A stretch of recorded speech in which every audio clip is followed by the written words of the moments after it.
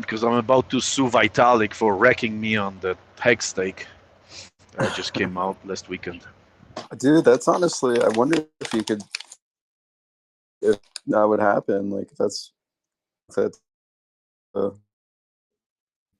you have a case.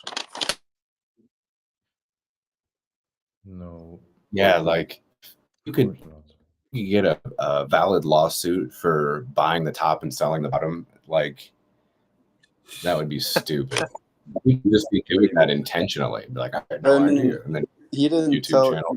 It's not that it's not. It's that Ethereum literally changed their code to fuck, and it fucked a lot of people. Like, remember? One here.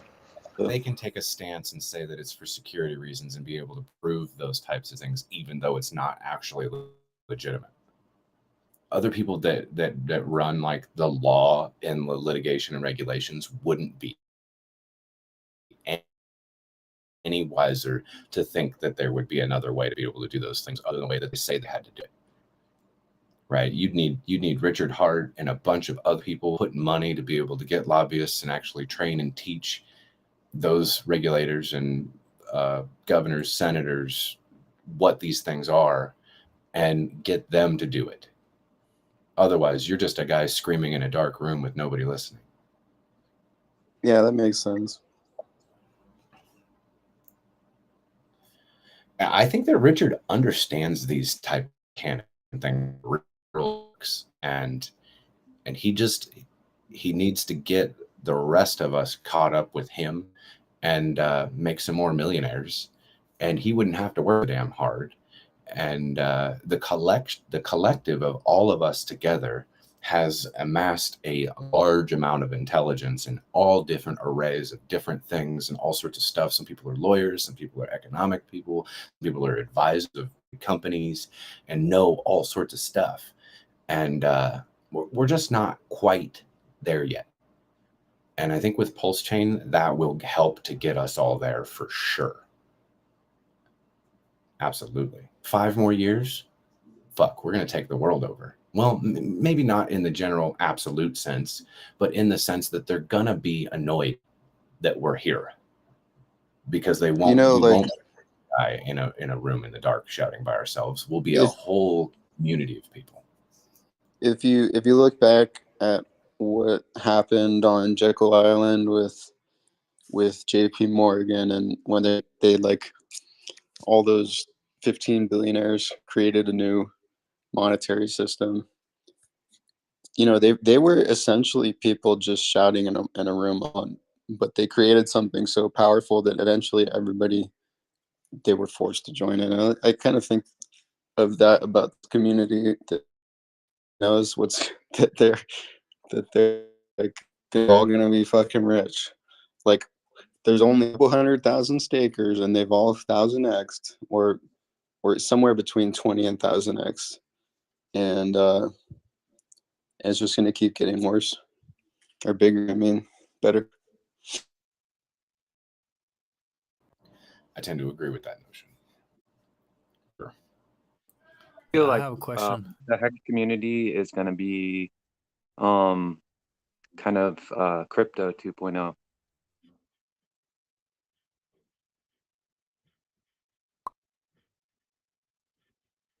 It's possible, but there's a lot of other ecosystems also growing, and people are being loyal to those too.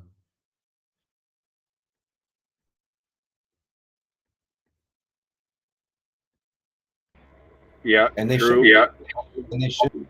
As long as their founders, everybody that's involved has good intentions in their hearts and their minds to do the right thing, then they will continue to carve this positive path through in this ecosystem, and good for them, right? But there's going to be a lot of other things that seem like they're good intentioned and they're genuine, but they're not. And those will fall out of the woodworks after a while. So there'll be like a diluting thing. And you guys are, for a lot of us, or the majority of you guys, since all seem to be above our 20s at least, we're a part of to see the internet boom, right? The .com era and what happened with that. It was a lot of money, a lot of stuff that got thrown around, and then it got diluted. It got diluted and diluted and diluted, and now you just have Amazon. Now you just have this other one entity that takes over the hundreds of other websites that used to be there, which are no longer there any longer.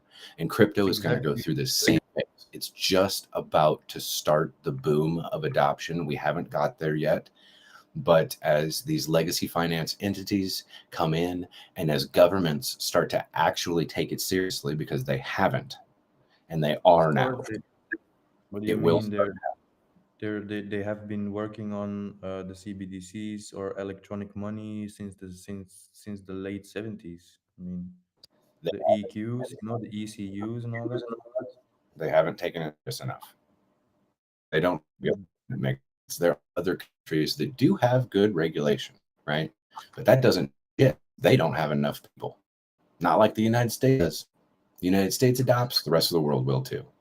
But you think I'm of the impression that they just keep on kicking the regulation can down the road on purpose.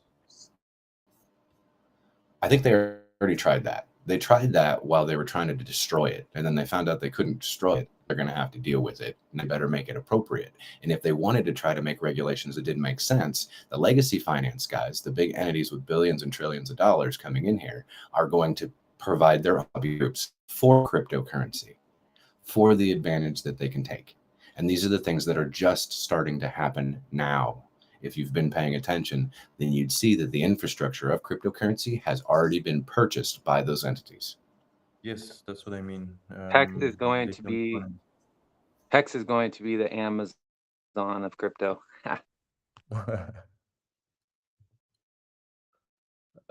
Be as everything's trucking the way that it is and things don't change very much, which it really can't because it's immutable. As far as Richard Hart goes, and he keeps going down his path and being the person that he is, regardless of the shock marketing and the rest of the stuff that kind of probably needs to happen, then I kind of agree that there will be one of the bigger entities that are there that, you can't deny. He's sights set on Hex number 1, Pulse Don't number 2, underestimate right? how Pulse slow X the number government is. Think about how slow the government can be, and then times it by 10. That's actually how slow they are. Well, they can afford to be slow. I mean, they can use it in their advantage. I mean, they're not getting fired. Nope, everybody wants to work for the state. It's crazy. Or for the half.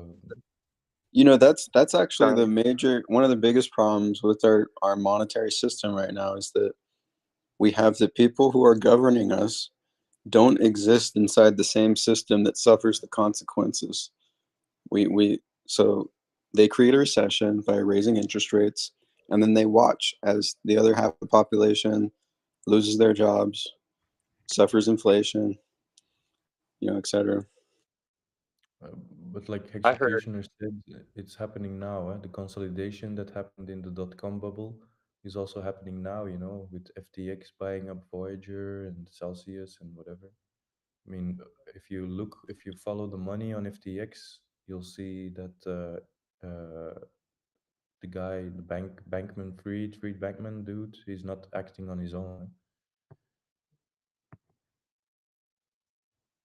somewhere that the half of all employment in the United States is either directly or indirectly a government job. You're counting the military also. Yeah, that's a recipe for hyperinflation. Yep. Job. Right.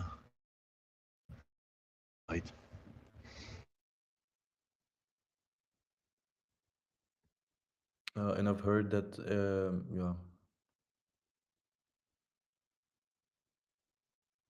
is a parasite, then yeah, the parasite could kill the host at this point because it's And the definition of killing the host would be hyperinflation, because people have money that the people actually producing the goods refuse.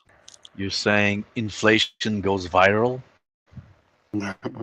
Yeah, I mean, it's just I think we're gonna have like 10 years of inflation like we did in the 70s. Because a lot of people know about the Wall Street crash in 1929, but before that, in 1896, there was also a Wall Street crash. And then before that, there was also a market crash. Yeah, I mean, I hate to say the phrase, but this one's different because we're at the there. You have to look at the interest rate cycle, which bottomed in 1930, then peaked in 1980, and now it bottomed again in 2020. Hmm. So you look at 1930s, and that's kind of what we're gonna experience. There's a lot of countries are gonna fail.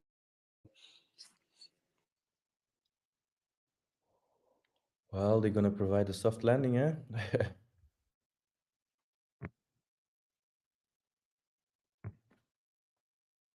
Yeah, crypto is the way out. Like at least in now at least this time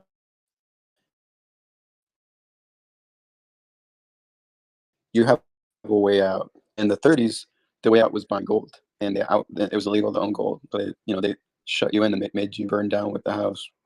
Yeah, what's to say that okay, it's a bit different, but still in the 1930s they confiscated. Everybody in the US had to give up their gold, their physical gold. A lot of people didn't, but still a lot of people did. What's to say it will not happen with crypto? Well, there was ways around it in the 30s. Like if you owned jewelry, they couldn't confiscate that. Obviously, they would be confiscating heirlooms. That'd be pretty crazy. That wouldn't go. I don't think. Ah, that's a nice nuance. Yeah, yeah, yeah. Yeah, and I think crypto. It's a lot harder to confiscate crypto. Um, on top of that, yeah. Well, I've heard this doom story about if the internet goes down and then it comes back up, and then they can demand a digital ID to be able to access the internet and stuff. I know Yeah, I I'm think not that, I'm not a conspiratorial guy, but if it's there, why not just go inside it? yeah, that's a reasonable conjecture that, and that's what a lot of people that's kind of floating around in the back head when they own crypto. They're like, what if there's an EMP? What if there's a nuclear war? What if all these other things? Well, But what if, somebody has simply some. put, what if? I'm sorry. Go Go ahead. ahead. Go ahead. Go ahead. Yeah, just one sentence. What if the NFT is actually the precursor for the digital ID, and then the Corona I have passport never heard is that the one, but real I'll mull it over. But the somebody with an Ethereum node has their Ethereum node inside of a actually almost if you have a computer inside of a computer case, you have a hard drive inside of a um, Faraday cage. One of those is going to survive, and then turn that one on. Okay, everyone agrees. Okay, that's the one that we're going to go on. Like that's like a in the doomsday scenario where the internet shut down. It's just can't be shut down forever. An can be shut down EMP completely can't kill either. everything. Yeah, you can't shut it down completely either. So Yeah, I'm not really worried about that. I guess what you have to be worried about is where do you live? Do you live in a country that where people where the is going to come into your home and put a gun to your head and say, "Give me your keys," or does your government even know that you have crypto, or do you live like this is one of the major reasons the U.S. knows that I own crypto. However, half the time I'm in Colombia. Colombia doesn't know anything about me except that I'm a U.S. citizen. That they puts work another. together. They work together with Yeah, what they would have to work together. That's a big thing. Like if let you, me tell you let me tell you this. 4 years ago, I took a plane and I went from Europe to Honduras.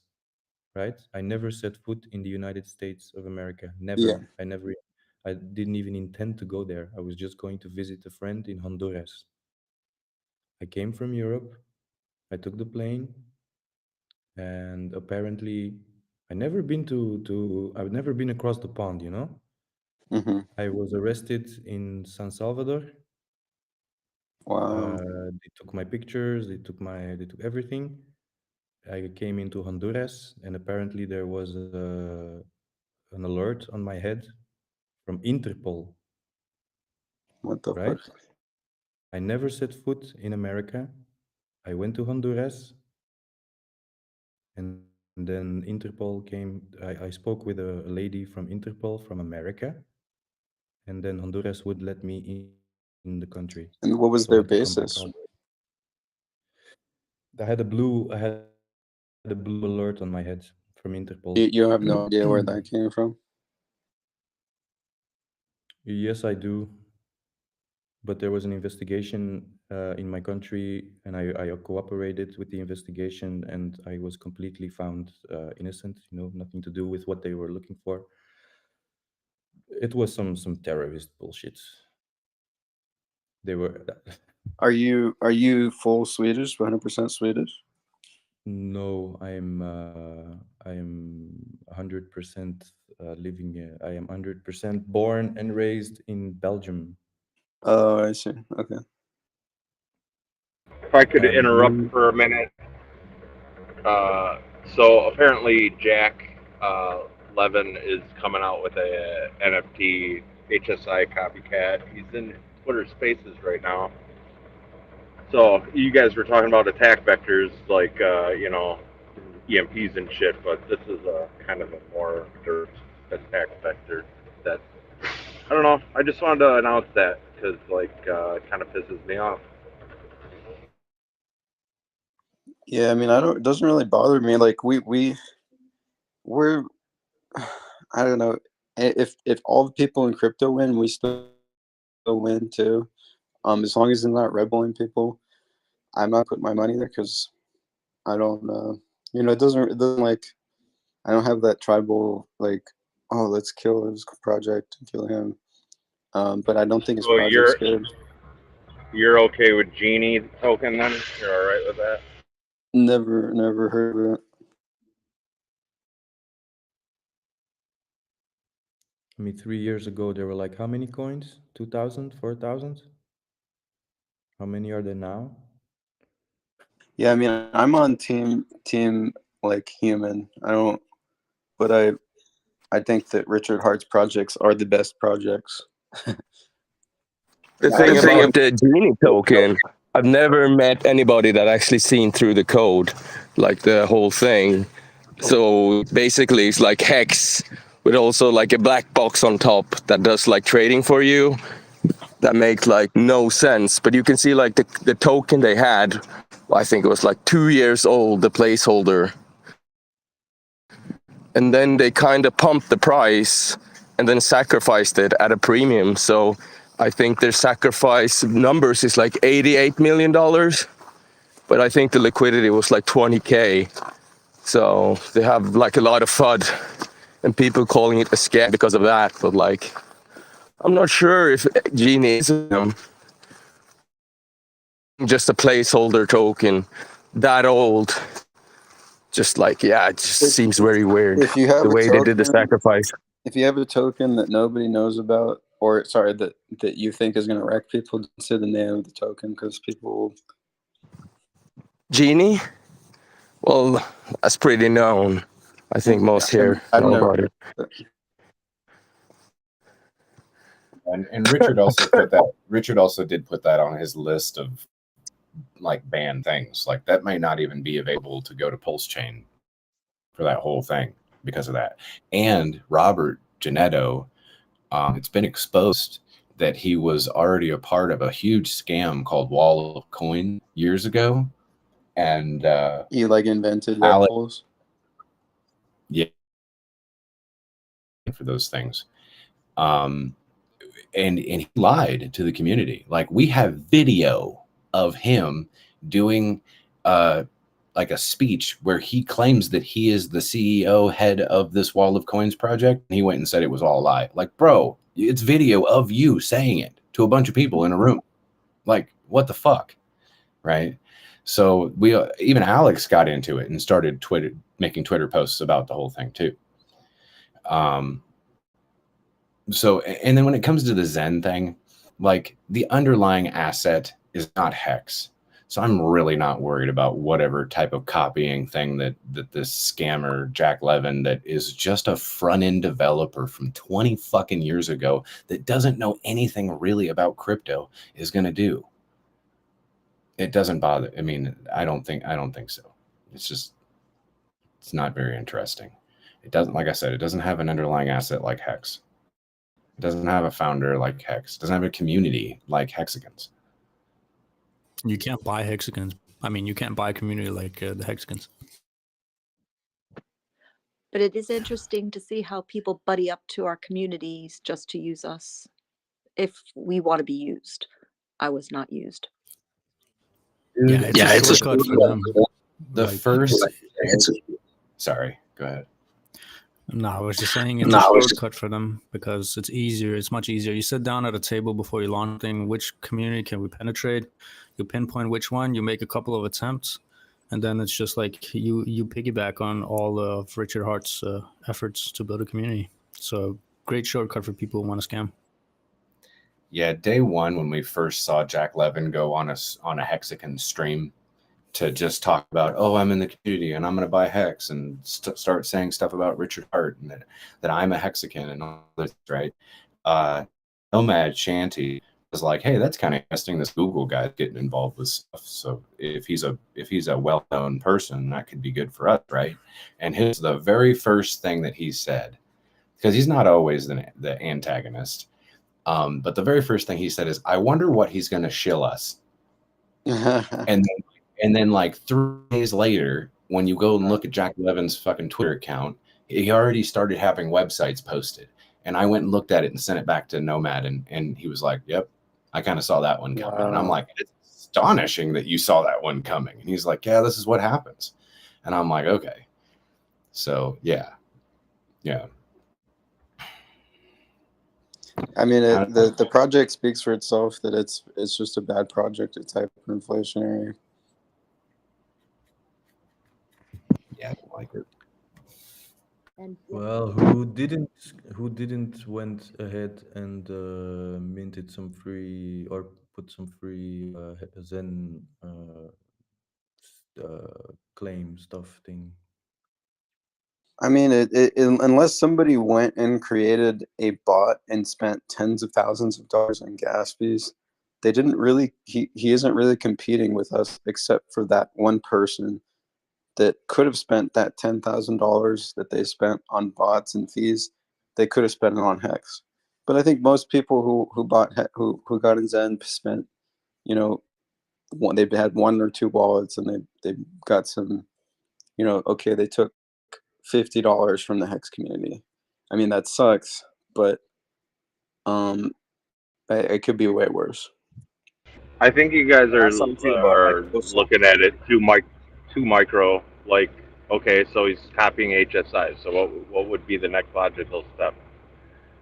If he's going to copy HSIs and Hedron, well, what if he copies Icosa as well and gets that feedback loop and utilizes his clout, and his following? And dude, it's competition, and I mean, granted, it'd be a little hypocritical because we're like, Chain is a copy of E2, so I mean, it's the same fucking thing. It's not a good thing. Can I ask something about Icosa? Yeah, I'll just say one more thing and then you can go. I guess that they're raising gas fees. That's probably the worst thing about it. Yeah, I wanted to ask, normally if you have an Icosa stake, right, you should be able to add to that stake, add new Icosa to that stake?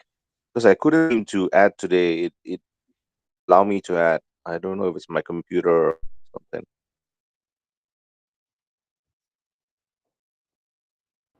I mean, there's nothing stopping you from doing it on the front end, so it's got to be on your end.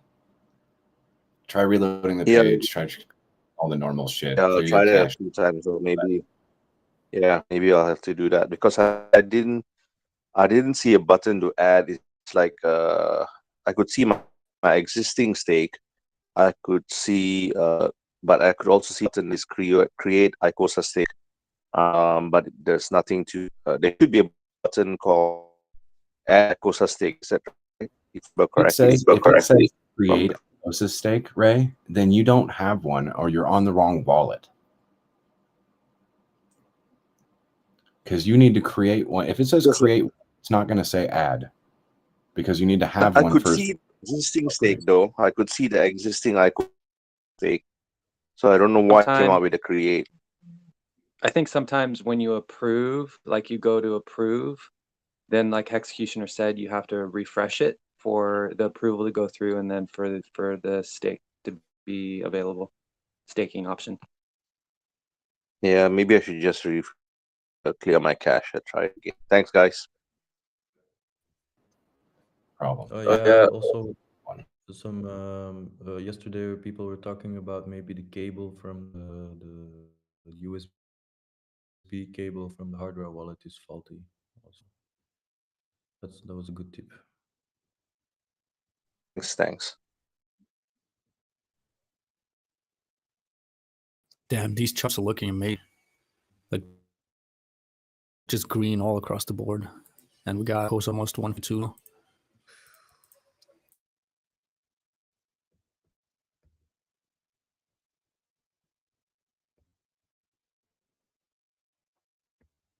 That's it. Market sir. It's really the kind of Ethereum that's leading the chart. I mean, unless Yes. you're in something different. I see that there's a little green, a little Bitcoin, but man, Ethereum is just take off. Yeah. Ethereum is like 6% ahead of Bitcoin. If you look at the ETH BTC, you can see it very clearly.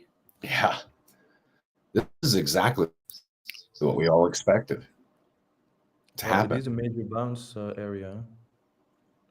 But For Hex, if you didn't we also great big push between Ethereum and Bitcoin? A lot of people were out, and we don't. And like as far as what I'm seeing in liquidity so far is that we're garnering support for our prices that we're at. So I'd say that correlation between the two. So when those dump, we probably won't dump as hard.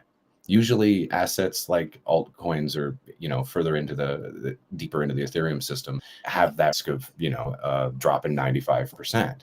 But if you have support and the others don't, then you're going to decorrelate when everything else drops, and you'll stay pretty well where you're at. You won't dump as hard.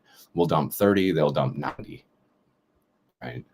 Well, it's interesting if you look on the ETH BTC charts and you can see that it's been consolidating in a sideways.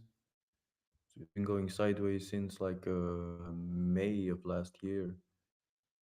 And there was a top in December 2021, December, the 9th of December, and you have another top in August or September actually. The ETH BTC chart.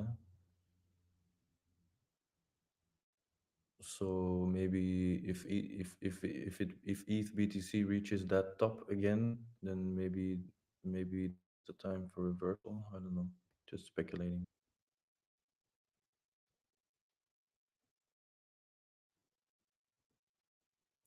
Because there is big support even on ETH BTC charts. I'm drawing a line now from January 2020 all the way up, a support line, and it's a nice channel.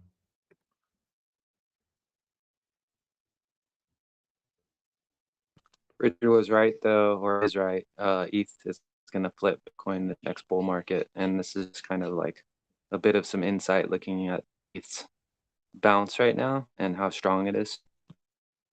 That'll be many of us could have made that prediction. That'll be good for us because when ETH flips Bitcoin, that's gonna make a lot of really rich people think, wait, I'm gonna go look at all of the other projects because maybe Ethereum's gonna get flipped someday. I mean, and it will, but they'll be thinking maybe. Well, ETH has a major backing from big institution stuff, so I don't know. I don't know if ETH is going to chain. I'm not full of that. Yeah, I think it will because the founder of, Vitalik is just too young, too naive. But Vitalik isn't even on the board anymore. Vitalik is not even it's out of his hands as far as as far as I understand. He's not even on the board anymore of ETH. I don't know why people still keep talking and looking at Vike because I mean I didn't know kind that, of a- but I don't know. Even still, the kind of a decoy. the founder of Um, Pulse is just smarter. he has to be.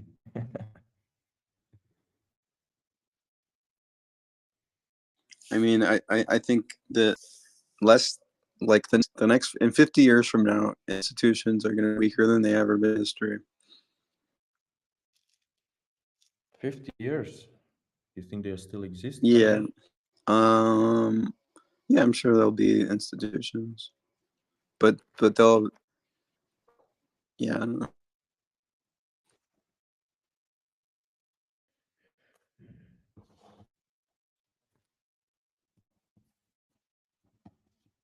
I've had this taste. Hello guys, I'm Primetime 99. I just want to say you guys are poor representation of the People Utah in Nation. general prefer to be perfect in how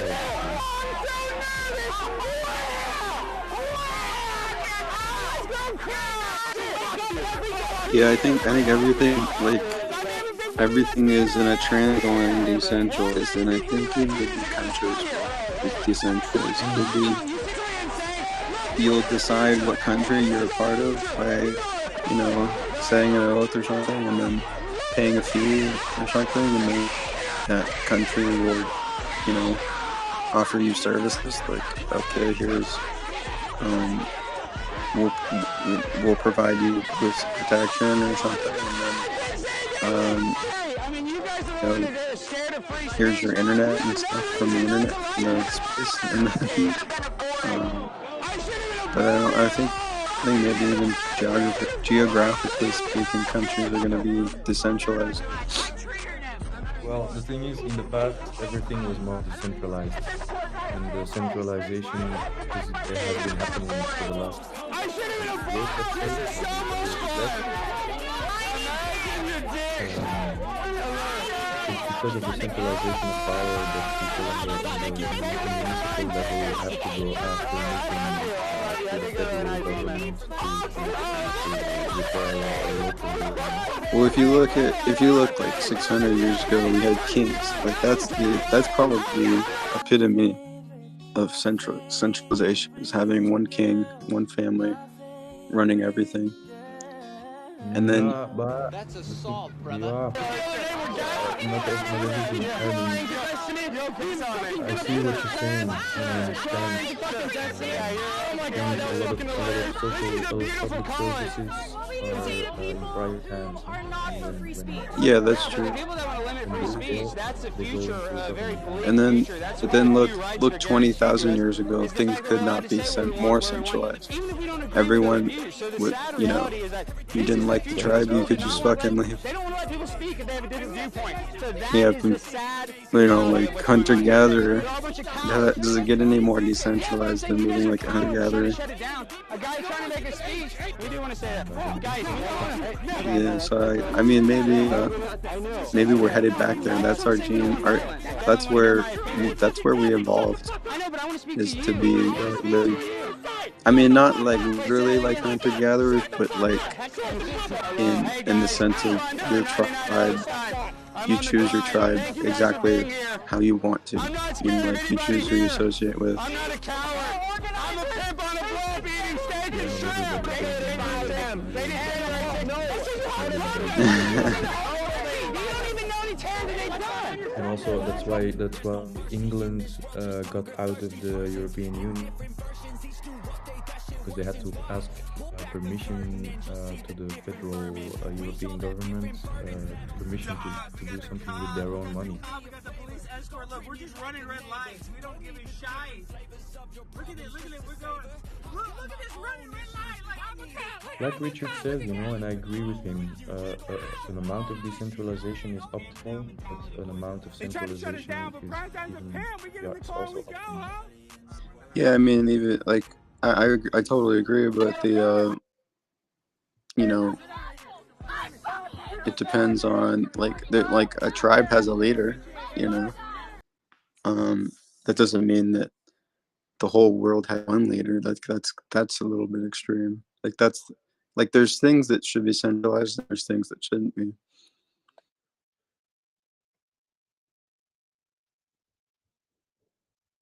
Yes, indeed. Looks like we just hit resistance on the Ethereum chart, downward directional triangle. What time frame are you looking at? 5 minute, so kind of small. 5 minutes, okay. I hardly ever go there on the smaller time frames. Yeah, okay. The MACD and the RSI are really high. That's true. No, probably If I gonna come draw the down a little line, bit. if I draw the line back up to April though, for Ethereum on like a 4-hour chart, we actually broke through the resistance, but we all know how that can sometimes be a fake out.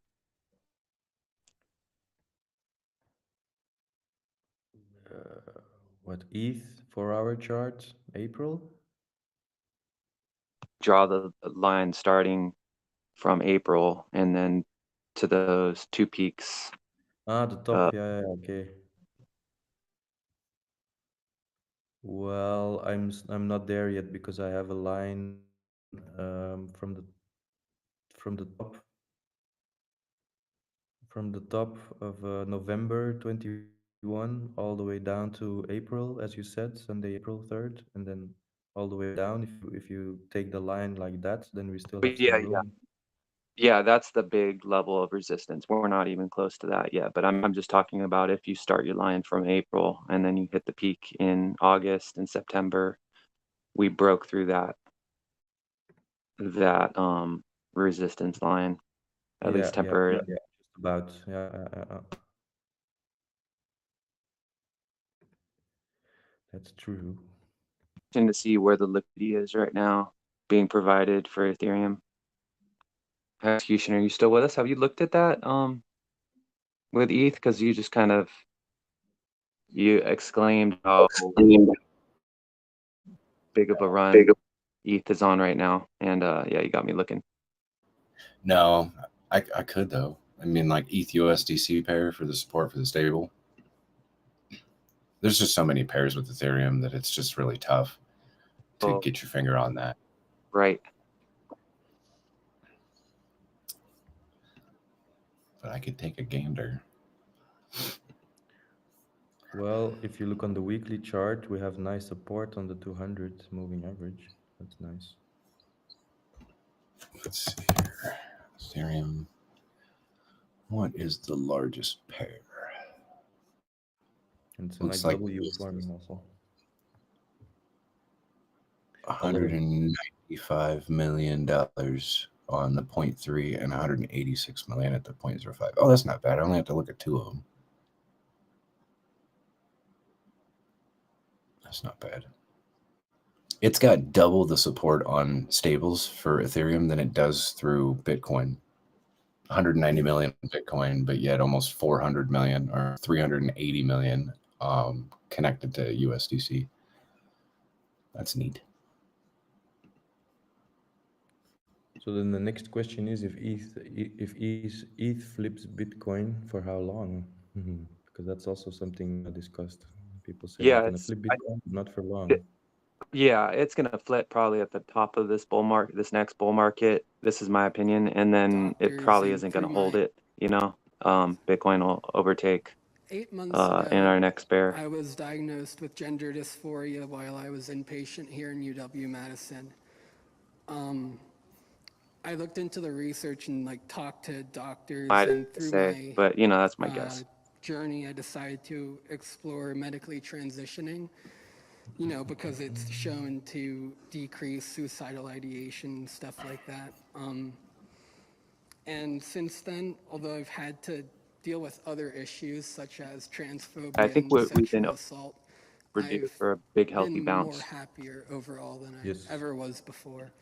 And my question to you Looks is, like what it's a nice big specifically about W medically from the pump, transitioning do you also think is from so August. immoral that we should I ignore think the we're in potential for benefits? a nice, And why and should I maybe listen even to the Fed is you gonna as somebody loosen who's up a not a little medical bit, not professional and has hike not experienced gender as much or dysphoria? anything, but they'll still have the repo going on in the background, so that's Happy to that's explain practically that. the same as raising interest rates. But To begin with, the morality of it. a lot of people don't go that far in understanding. So The greatest bull chart probably happens around like 27 to 30K, I think. 27. Yeah. That would be sufficient to have people be completely bullish again. Of course. It's perfect for a nice rug. What I'm seeing on Ethereum, I'll give my little analysis on liquidity. For Ethereum, there's no sell pressure on Ethereum in the rise of cost for a while. There's very little sell pressure on both with the $380 million across the 0.05 pair and the 0.3% pair. It actually looks like they're on the downward slope towards volatility on the high side. They've got past the big chunks that support the current prices right now, meaning that it's going to force for those liquidity providers to a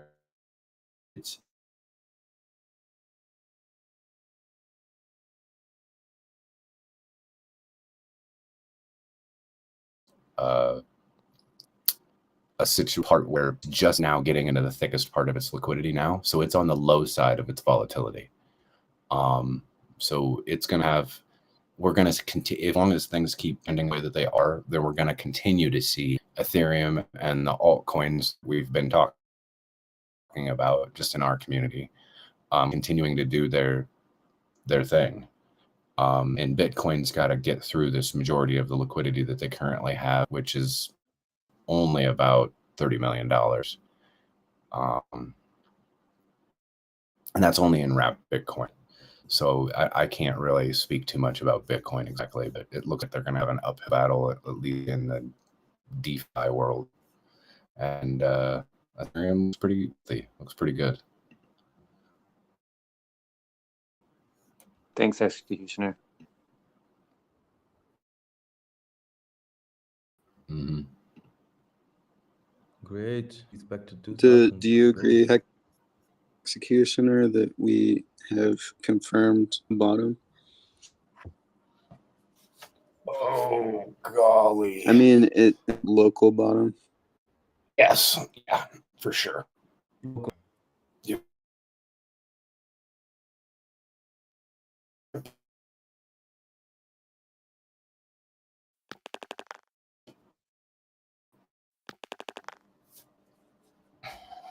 Yeah, I like the and then I About, are you talking about Kevin?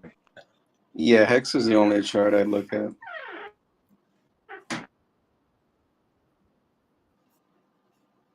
Ooh, bullish. I like that from the chart guy. Yeah, I'm a chart guy. I took that out of my info though. I know that you're in hex trading, and I know that a lot of you guys in hex trading are some of the most knowledgeable guys in the game, our game that we play. So, and that's just my perspective, my opinion on it. The rest of you guys might think that some of those guys are assholes, and they kind of are, but they know what they're talking about at least. So, thank you. Yeah, I don't have time to go in those rooms. I mean, just yesterday I had 2 invites to 2 private rooms, and it's just like, well, you want to come in here and speak? And I'm like, not really. I'd rather go to bed. Yeah, I think this is where people think, because if you go in some other room, everyone's gonna be like, they're not gonna be in there with you. Oh, they want to know what I have. They want to know what do you own? How long have you been in the game? Like butter, a bunch of stuff.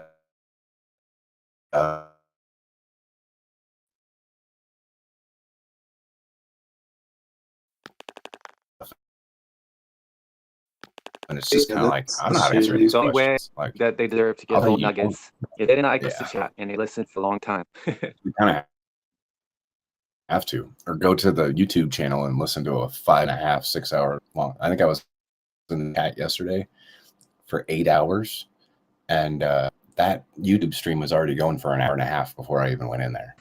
So it probably need some timestamps on that. And I do find it funny. Like I'll be sitting over at my woman's house. Like I don't say, when I'm hanging out with her, I do not disrespect our time and focus on other things. Like I don't call my friends and deal with these other stuff, right? But every once in a while when we go outside, like smoke a cigarette or some shit, I'll pop in and kind of see what you guys are doing.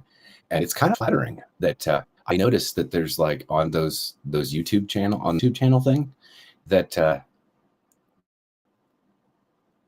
there will be a timestamp, and I'll go be like, I wonder what to listen to. Like, what's the timestamp for? And then I go listen to it, and it's exactly when I talk. And I'm like, well, I already heard all this shit.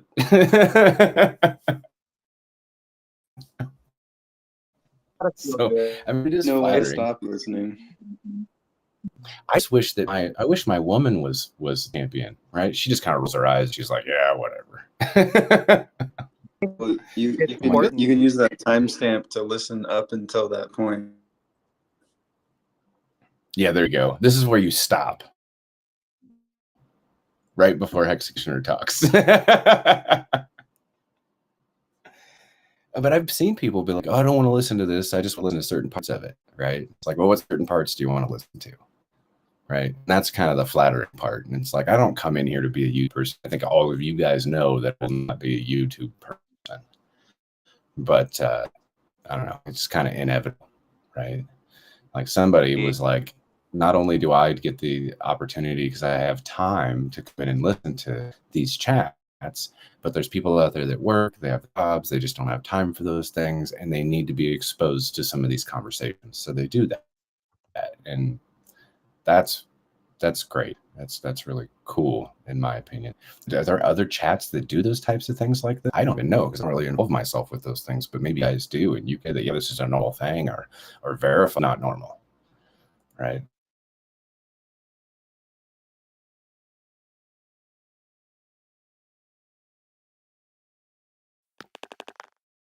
I don't think it's normal, but I do think a good idea would be to just get a Executioner timestamp YouTube video chat, where like it's all your harvest snippets, all the gold nuggets that you drop, like snipped and put into like one soundbite kind of thing. I think that would be awesome. I don't see myself as for some reason I'm a brain fart, so I can't think of the word. People who really love themselves like a lot, like all they care about is themselves. Narcissist. Some people may argue different on that point, but I don't see myself as one. So I really don't like to listen to myself speak. I don't like it. I don't know why. Yeah, after a little while, it gets really annoying to hear your own voice, what you're saying. Yeah. But I mean, tend to be their own worst critic. So I think that's just an affirmation to me, and others that like, yeah, you aren't a narcissist, and you have a lot to say. It's not because you like to hear yourself. No, I don't know. It doesn't come across like that. No. I really don't think you are. Well, if I could come in here and like just chill and like listen to you guys like rummage around about your thoughts and mentalities and your options and like this, like I would down for that, like for sure. But I come into these rooms, well, I mean, because this is where I'm at, and we got Watts and Mike like calling me out within the first 5 seconds I come in. The man, the myth, the legend. I'm like, man, you're hype, aren't you? I started a game every time you say appropriate Executioner. I got smashed last night. Sorry. It's funny. Find myself starting to use some of your terminology, even Hexecutioner, when I'm speaking to people. It's hilarious, but yeah, that's just kind of how I am. I pick on people's, ways pretty quickly. Behooved is a good one I like to use. Yeah, it would behoove you to make better decisions with your finances. But I mean, I'm dead serious, guys, when I talk about like liquidity providing and like how to be able to view these assets and stay away from T like stuff and old fractals and things like this. And like, I really think that in the long term, that if we keep continuing these things, you guys are going to want this information later. We'll have these stacks of assets and a lot of money on how to manage a lot of this stuff. Absolutely. It's important. In a way, it's like you're preparing the future liquidity providers for not wrecking themselves and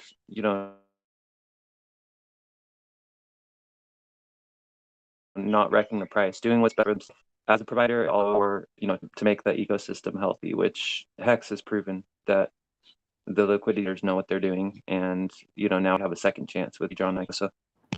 I mean, truly and honestly, we're nothing without the community, right? Like, just us 38, we can do that, we can, but without everybody else, we can only do so much.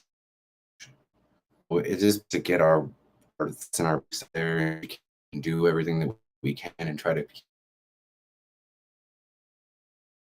what they're doing. Don't speak definitively. Don't give people moon math shit. Be realistic about what's really going on here and how it can be very dangerous and how it could be very helpful to you, could hurt you, right? Be mindful of all of the spectrum of things that are going on, and that we can all move together in a communal sense to do the best thing for everybody and ourselves. I have that understanding that that's how it would work. So yeah, I do take that very seriously, and I do spend a lot of time with you guys, I guess. Just a slightly other topic. On Twitter, I'm seeing a page that Bitcoin is live. Let's talk about that for a minute.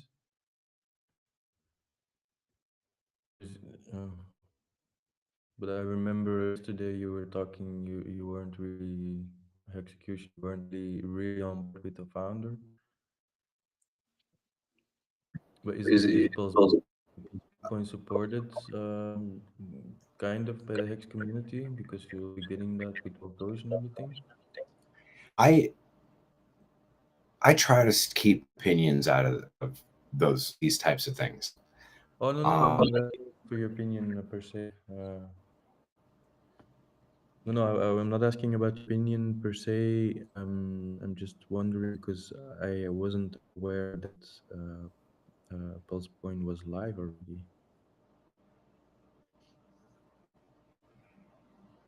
But maybe somebody else can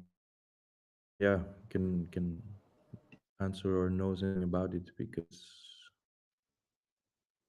I kept my Pulse Doge.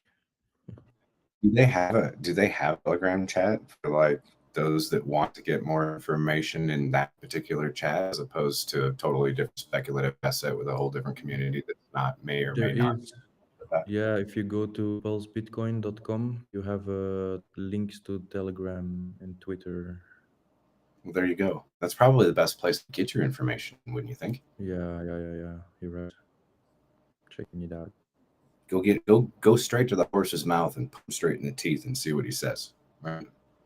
All I heard was, you can burn your Pulse Doge, and apparently the people with big wallets have done that, and then you make your Pulse Bitcoin or something from that.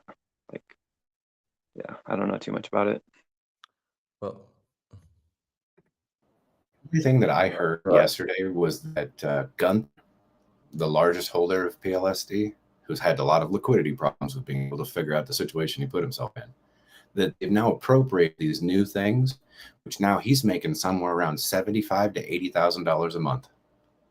So I think that you're going to run into the same issues with those types of players, because I particularly do not trust him. Yeah, Not the he's one of those narcissists. Yeah. In the sense that it's almost like he screwed up with Pulse Doge in a sense, Well, and now this is his second you chance saw to him be able you to saw try him publicly again. backstab the entire Hex community when he dumped all of his Hedron. Right. Of course, there's that. Yep. And he Yeah, I'm wasn't not very aware of these previous to that either. He was doing those things in the Hex trading chat and things like that previous, dumping on everybody's heads. The dude has over 10,000 t-shirts. And he is like, when you're like, you're a fucking asshole, and you are dumping on people's heads, not only at the top, at the side, or the bottom, he's dumping every fucking where, all over the place. And you know what he's dumping it for? PLSD. He put himself in a bad situation where there was no liquidity. He would have no way out, but now he does. Now he has an availability to be able to extrapolate into other liquidity pairs, even to a certain extent that he even made a liquidity pair to attach it to PLSD Hedron. Why? Other than to try to extract money. Think about it. Yeah, you're playing if you go into that pair, you're playing in a casino that's like rigged. Like the house has all the odds. And like I said, I try to keep myself out of these types of things with my opinion, because there are some people that are very fanatical when they come to those things, and man, do they get pissy. Right. So I don't want pissy people chasing me around, not literally, but following me around and like trying to extract my opinion by asking me a question just so they can be negative. Those are the people I tell you, you can have your opinion. That's fine. Go ahead and have your opinion. I'm down for that, as a matter of fact. But when it comes to me, you can keep your fucking opinion to yourself. Yep. That's what I like. Yeah, exactly. Yeah. There's a lot to be said about. But I was just saying that, yeah, I think there's a lot to be said about, not getting overly emotionally engaged with those types of people. Like, there's a lot of value. I put a lot of value on that for myself in regards to like how I am in the crypto space. And I'll have to say, I've had to learn the hard way, but it's like part of being I think a mature investor is just not letting emotions get involved. And I think some people are kind of looking for that extreme emotional engagement, and that's never good. Well, I mean, it's like what I saw it was like certain times I see it most of the time is like what they want is they want me to lie to them. They want me to tell them something that's not true.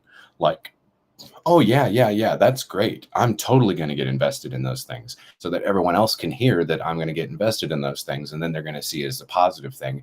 And then it's going to continue for them to keep with their shenanigans and the stuff that they're dealing with. But I don't bullshit people in that respect. And then like what I said about people keeping their opinions to themselves, I just mean that in the negative sense. I don't like the negative space. It doesn't make me feel very positive. So I don't garner that type of people in my life. And anyway, back to that, I get a lot of negativity from just not being like, yeah, I'll go buy it right now because you told me to. I don't do that. I don't go willy-nilly doing much of anything without having an asinine amount of research that I've done on myself or data collection by myself to give me my own well-informed conclusions. Period. On almost everything. Even my woman had an uphill battle with the whole thing. I had to research her too. And she even went even further. She pulled my record. I do the same thing to my girlfriends. I test them in every way possible. They don't even fucking know. Yeah, I mean, when it comes to longevity, like those things are important, right? Like if you want to get in and want to get out, then maybe you don't have to do a lot of research past, is it a rug pull or is it a scam? Are they going to, somehow be able to take over my wallet or something like that? If you can get past that and you want to be involved in a pump and dump where you can make a bunch of money, extract it out, and then come back to us, your actual community, then fine, whatever. Go ahead and do that. I don't take those risks. I don't even look at those things. I stay away from that stuff. And I'll be damned if I have time to be able to research everything that's out there, and I just don't. So I don't diversify very far. It's like Hedron, Icosa, and some Ethereum to be able to afford gas. And that's about as far as I go.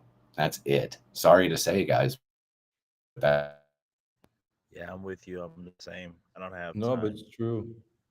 It's very true. I started out and I was like 15, 20 different coins, and then I was like, whoa, this is not right. And it's not the way, especially if you're starting out with not a lot of capital, it is of no use to spread it thin around 50 coins, you know? It's ridiculous. Yeah, it's like trying to learn 20 languages at once. Yeah, exactly. It's too confusing. You don't know what you're doing. you want to get Very work limited. too anyway for us. If I just said Hex, Hedron, and Icosa, then Pulse Chain comes out. I've already got 100% more shit I got to pay attention to already, right? Yep. So I mean, it's like, nah, I just simply can't. I can't do it. Too many irons in the fire, kind of thing. Yeah. Well, don't get me wrong. I'll next bull run and stuff. I'll try to get some profits and some quick flips. You know, of course.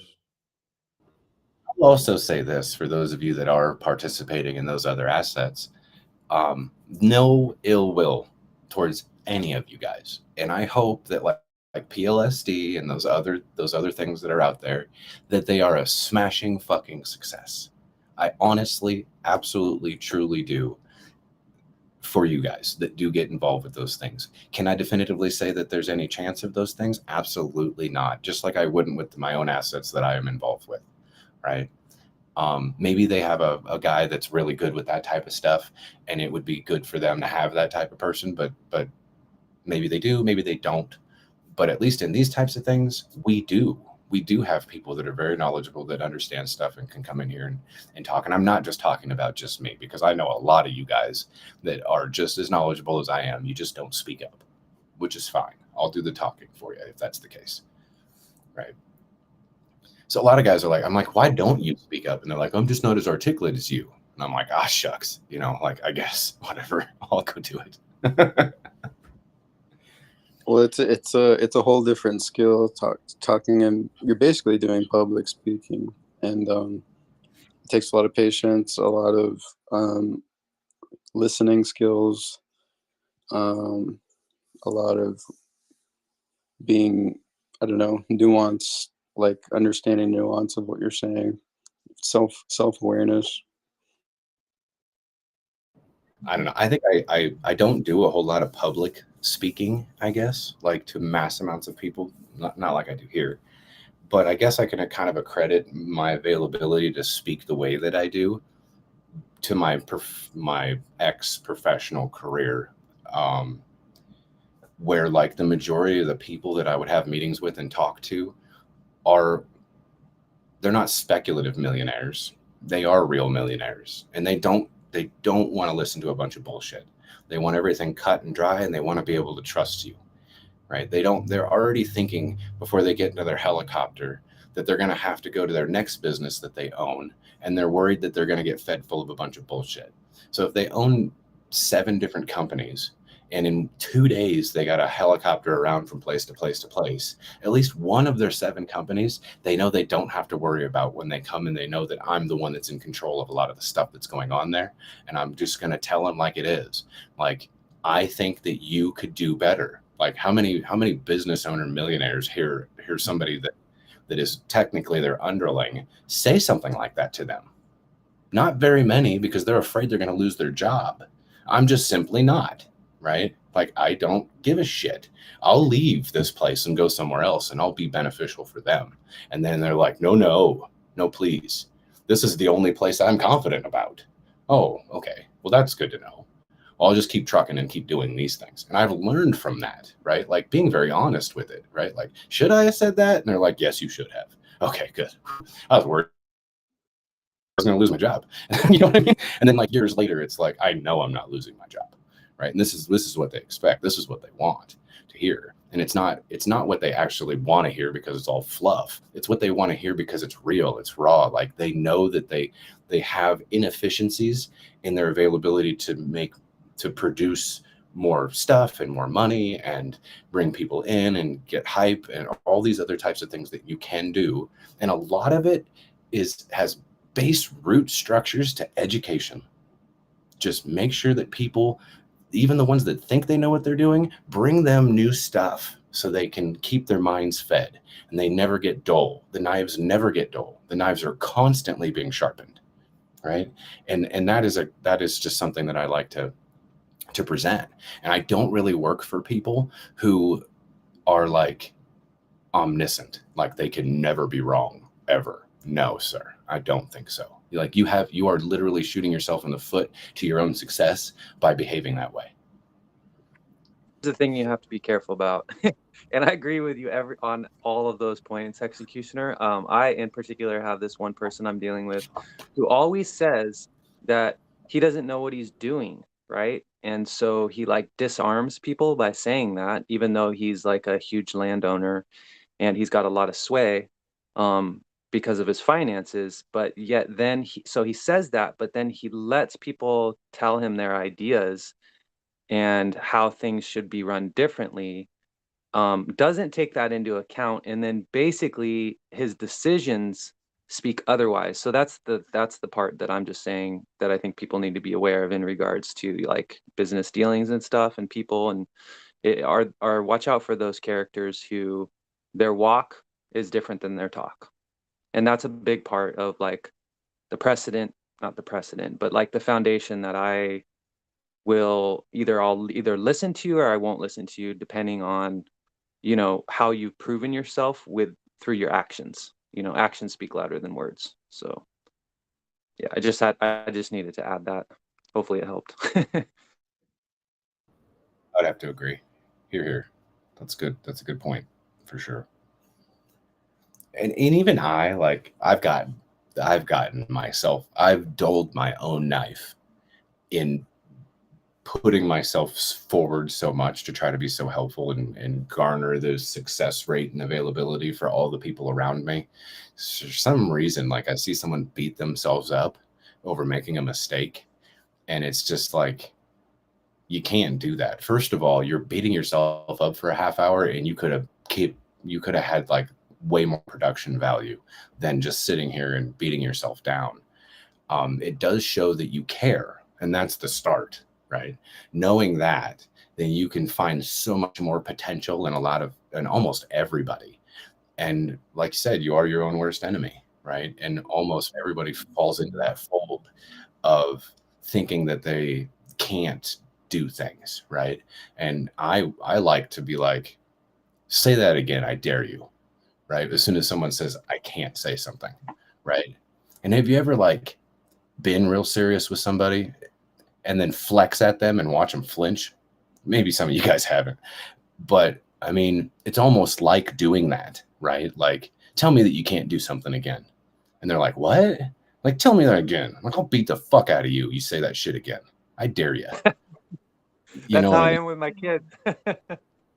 Well, I mean, I kind of do go dad mode on people sometimes, right? And I don't even have my own kids. Yeah, I mean, listen, a lot of people need to be shaken out of their own mind. Like you said, the fact that you care, right? That someone's like, "Oh, I fucked up," and you care. That's half the battle, right? Is kind of realizing that you're bound, right? But that's the hardest half. The second half is just being like, okay, well, work toward, like, first of all, figure out what you did wrong, and then use that new knowledge that you gained from doing the wrong thing by working toward doing the right thing. And success is paved with failure. Like the most successful people in the world that are self-made, 100% they've failed the most. End of story. I'd have to agree. We can't be afraid of failing, because that's where the greatest lessons are. And it's like, the moment you fail, the moment you fucking fall down, how quick do you get back up? How bad do you want it? Right. And does that failure paralyze your next movement? It should not. It should not stunt your availability to growth. Like, you say I can't, I say you can. Right? And all you like, maybe momentarily it's good to be able to pause, right? To be able to like reflect. But I hear what you're saying. In that reflection of what you did wrong, I think the moment you realize what you did wrong, that's when you need to switch it and be like, okay, action again. But I do think that there's a lot of value in that momentary observation of what you did wrong. But I agree with you in the sense that it can be paralyzing. And people will get stuck in just observing themselves in a negative way. And it can be like cyclical rather than just doing it once and being like, okay, I fucked up. This is how I fucked up. Okay, now I know that. All right, time to jump back into action. Yeah, time to create some efficiency in my life. Yeah, and make it better, right? Maybe I'll find out the next mistake. And here's another thing. If you really honestly believe that when you come up to something difficult where you have an actual problem laid in front of you that you have to critically think about and maybe problem solve to be able to progress forward, if you actually think that you're the first person on the whole planet of 8 to 10 billion people that have had that problem, and there isn't something on this phenomenal World Wide Web that doesn't already have a YouTube video that explicitly shows you exactly the problem and how to fix it, you're probably wrong. I've found very complicated, extremely complicated situations that I've gotten into myself, where I was able to find the answer by somebody else who had already had the problem. And I didn't even need that much of an educational lesson. I was like, oh, well, that makes sense, because now you're having anything out of your own mentality is an out of the box mentality, right? So as soon as you get that little bit of like that nuance of, oh, I could do something differently than I normally would do it. Because a lot of people get used to the things and how they do stuff. And they even convince themselves that this is the best way to do it. And it may not necessarily technically be true. So to educate yourself on your own professional stuff and stuff that you're very good at, it's always good to try to keep the knife sharp. But that's kind of what I was saying. I suppose we fuel that desire by not necessarily mistaking our thoughts for who we are. I think a lot of people they have a hard time changing their mind and thus changing their actions because they've chosen to attach their identity to their particular way of thinking, which all of us are way more than just our particular way of thinking. And that's a really good way to kind of like to figure out different perspectives. And in reality, like, yeah, looking at things from different angles, I think more easily gets you, I should say, it gets you closer to the truth, or at least that's my opinion. Yeah, it's been working so far. Having the ability to adapt and overcome is probably one of the easiest ways to find success rate in what you're doing. Knowing Absolutely. That, like, if I've been involved with something for 20 years, do I still do things the way that I used to do it 20 years ago? And then think about, well, I saw this old man when I was a younger guy, when I first started this, the way that he did things, I noticed that that's kind of the way that I do things in this particular way. And there's other people, like new kids come in, right? And they just like see things to do it the way that they would normally do it without having the old man. And I'm like, shit, that's ingenious. Like, I'm going to change the way that I do things too. And I'll that I'm going to steal their idea and change the way that I operate and do things the way that they do it. And I've had kids that, like, sometimes it bursts their ego to a certain sense. You got to put your foot back on their throat a little bit and be like, hold on there, But I mean, in a lot of ways, I mean, it should be confidence building for those types of people. I remember when I was young. I was like 15, and it was coming around to the time where you're going to go get your driver's license, right? And I don't know why. I mean, getting a driver's license is simple, but for some reason I had like this block, right? And I was like, what happens if I fail? Like, what happens with this and all that?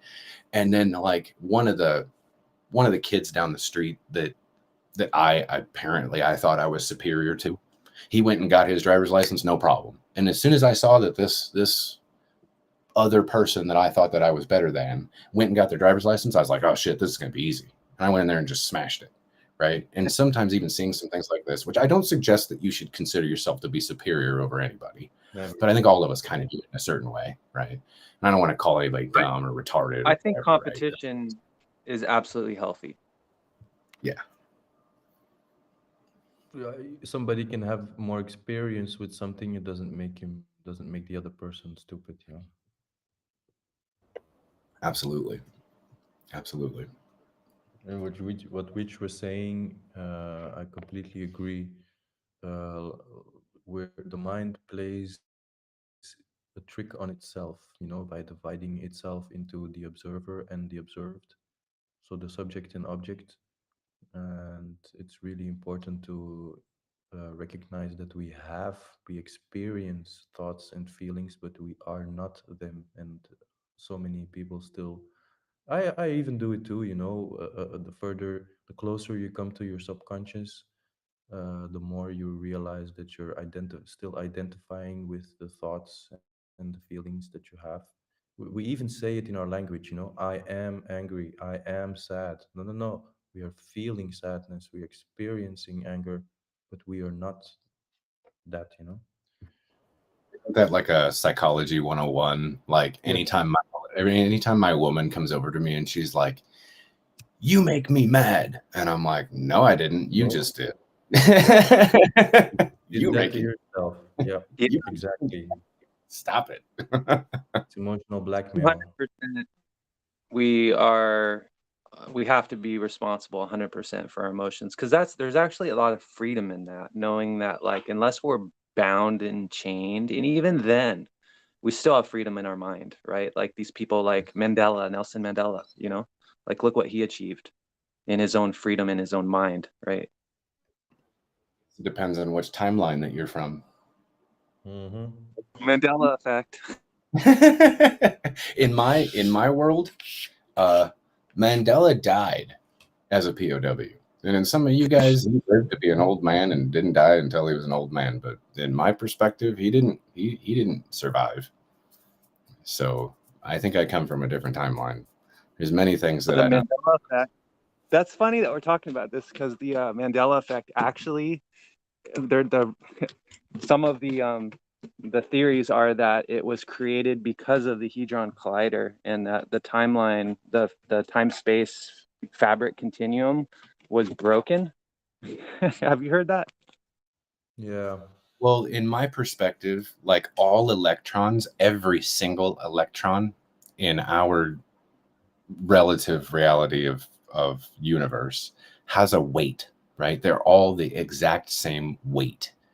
And if you were to smash protons together, then you have a possibility, a very small, extremely small, minute chance that the electrons that are, I guess, encompassing the atom have an opportunity to smash together as well at those speeds. And if you were to do that, there is a potential that you can change the weight of one singular electron, which causes a domino effect, meaning that it would destroy that timeline, creating a new one, kind of like the flat sides of a number 2 pencil being flat on the ground, as if you were to take it and just roll it over to the next flat side. And then the next electrons that change the weight would flip that over to the next side. And if you were to have an indifference of universal timelines of point, infinity, zeros, and a 1, then it would be inconsequential to you every time you changed a timeline, because the next difference of the next timeline could be just less than infinity by a 1 less 0, and then a 1. It would be so minute that you would never know. But sometimes, every once in a while, as long as they're continuing to smash particles and change the weights of the electrons, then you might actually have something that's extremely noticeable actually change right in front of your eyes. And I think that that's the general perspective of that theory. Basically, it's a system state fork. Yeah, with minor changes.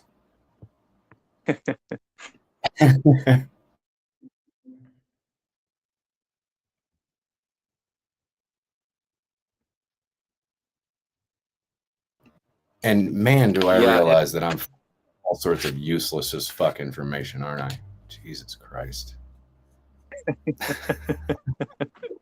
Who really cares? I suppose it's all fun, right? Because it like shows us the possibility of things, but in reality, like, okay, well, what can we do with that, right? And yeah, so we come back to center, whatever. It's fun to think. It's fun to think, but in reality, we're here to do. So the human mind is not very, it's not confident to know that the human mind has a concrete understanding of even something that happened 24 hours ago, right? If I was to ask you, like, if we were all sitting together and somebody walks by us, and then 24 hours later, I ask all 35 participants that were all sitting there, what was the color of the guy's shirt? That the majority of us are all going to come up with different answers. So it's the memory is infallible, because I think the way that we gather information to formulate our own reality, everybody has their own different reality inside their head. So they actually truly believe that what they saw the day before was the correct answer, even though it probably wasn't. I don't know about you guys, but I have 2 terabytes of NVMe storage. Yeah, you're smart. You're smarter than I am. I got a megabyte of storage, short-term memory. Yeah, the key is just clearing your cache as much as possible. Yeah, stay detoxed. Don't absorb too much toxins. But I think that's the reason why they try to figure out that like in law enforcement, they give themselves the timer of 48 hours, like especially for like a murder charge or something like that, because even the eyewitnesses lose their credibility over time. Gone through some pretty crazy stuff personally in my life, like where yeah, it was really difficult to, like, looking back, to really say beyond a shadow of a doubt this is exactly what happened.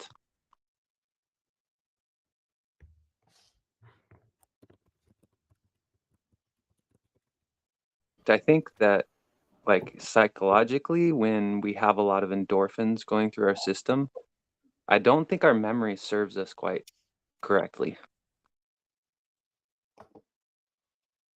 It wasn't endorphins, maybe it was more like what's the word? Like amphetamine stuff, what that our body Dopamine? naturally uses. No, like the stress hormone. What's that one? Like the fight or flight. Cortisol? Something like that. That's not it, but just yeah, somewhere around there. And it's just fascinating how Adrenaline that all or adenosine. Adrenaline. That's the one. Yeah, thank you. Yeah, adrenaline. You get Renal chrome. Is that what it is? Crap. No. Don't open up that one in this chat. Fat country. Where are the baby eating conspiracy theorists? Come on, we know you're in here. No, it's not the conspiracy. The conspiracy is the baby eaters, not the conspiracy theorists. Oh, I Yeah, wasn't listening. Sorry. I agree. In the future, it'll be the conspiracy theorists that become the conspiracy theory. like, you guys ever heard of these things called conspiracy theorists? Nah, man, those ain't real. The ultimate conspiracy theory is that when you eat conspiracy theorists, you get high off of them. Bro. They'll go nuts on that. Oh, I better run. First, we all know that the CIA created the word conspiracy or term conspiracy theorist. Yeah.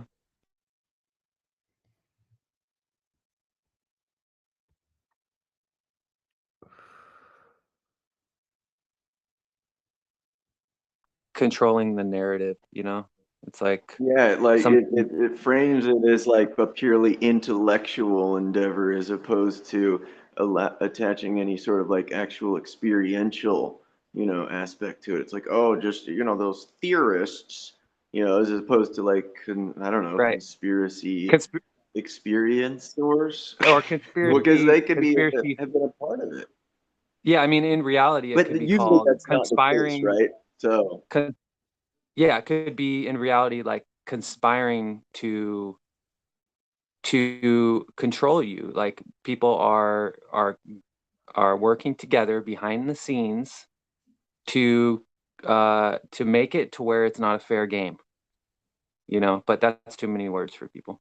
Yeah, the thing that always gets me is like, well, isn't it a conspiracy theorist? Isn't it a conspiracy theory that it's all a theory, like that they're all crazy, that all the conspiracy theorists are crazy? Isn't that a conspiracy theory? The It's true. term conspiracy theory was invented apparently in the 60s, 70s, 80s, something like that, to form a counter movement, to form a movement of controlled opposition. That's an explanation I've heard. The origination where the word conspiracy theory comes from. It's like CIA created it. Yeah, it's just kind of a misnomer because, or at least the way it's used is against conspiracy theorists, but it But it's it's not really consistent. it's so insidious to put the word theory behind it, you know. That's the whole psychological trap. If you put theory behind it, True. then all of it is suddenly up to speculation, and it's simply not true because most of conspiracies are actually based on facts, and after a little while a lot of the so-called conspiracy theories turn out to be true. So that's a How many nice confirmations? How many how many confirmations confirmations? do we need for a transaction to go through, kind of thing, right? It's like Well, when I research stuff, when I find the same answers coming from three totally separate sources, then yeah, then I start to calculate it into conclusions. Absolutely, I agree. I love this group because I pretty much agree with everyone. But I disagree with everyone just enough, or I hear enough new concepts that it keeps me coming back. So yeah, I appreciate forums like this. Thank you all.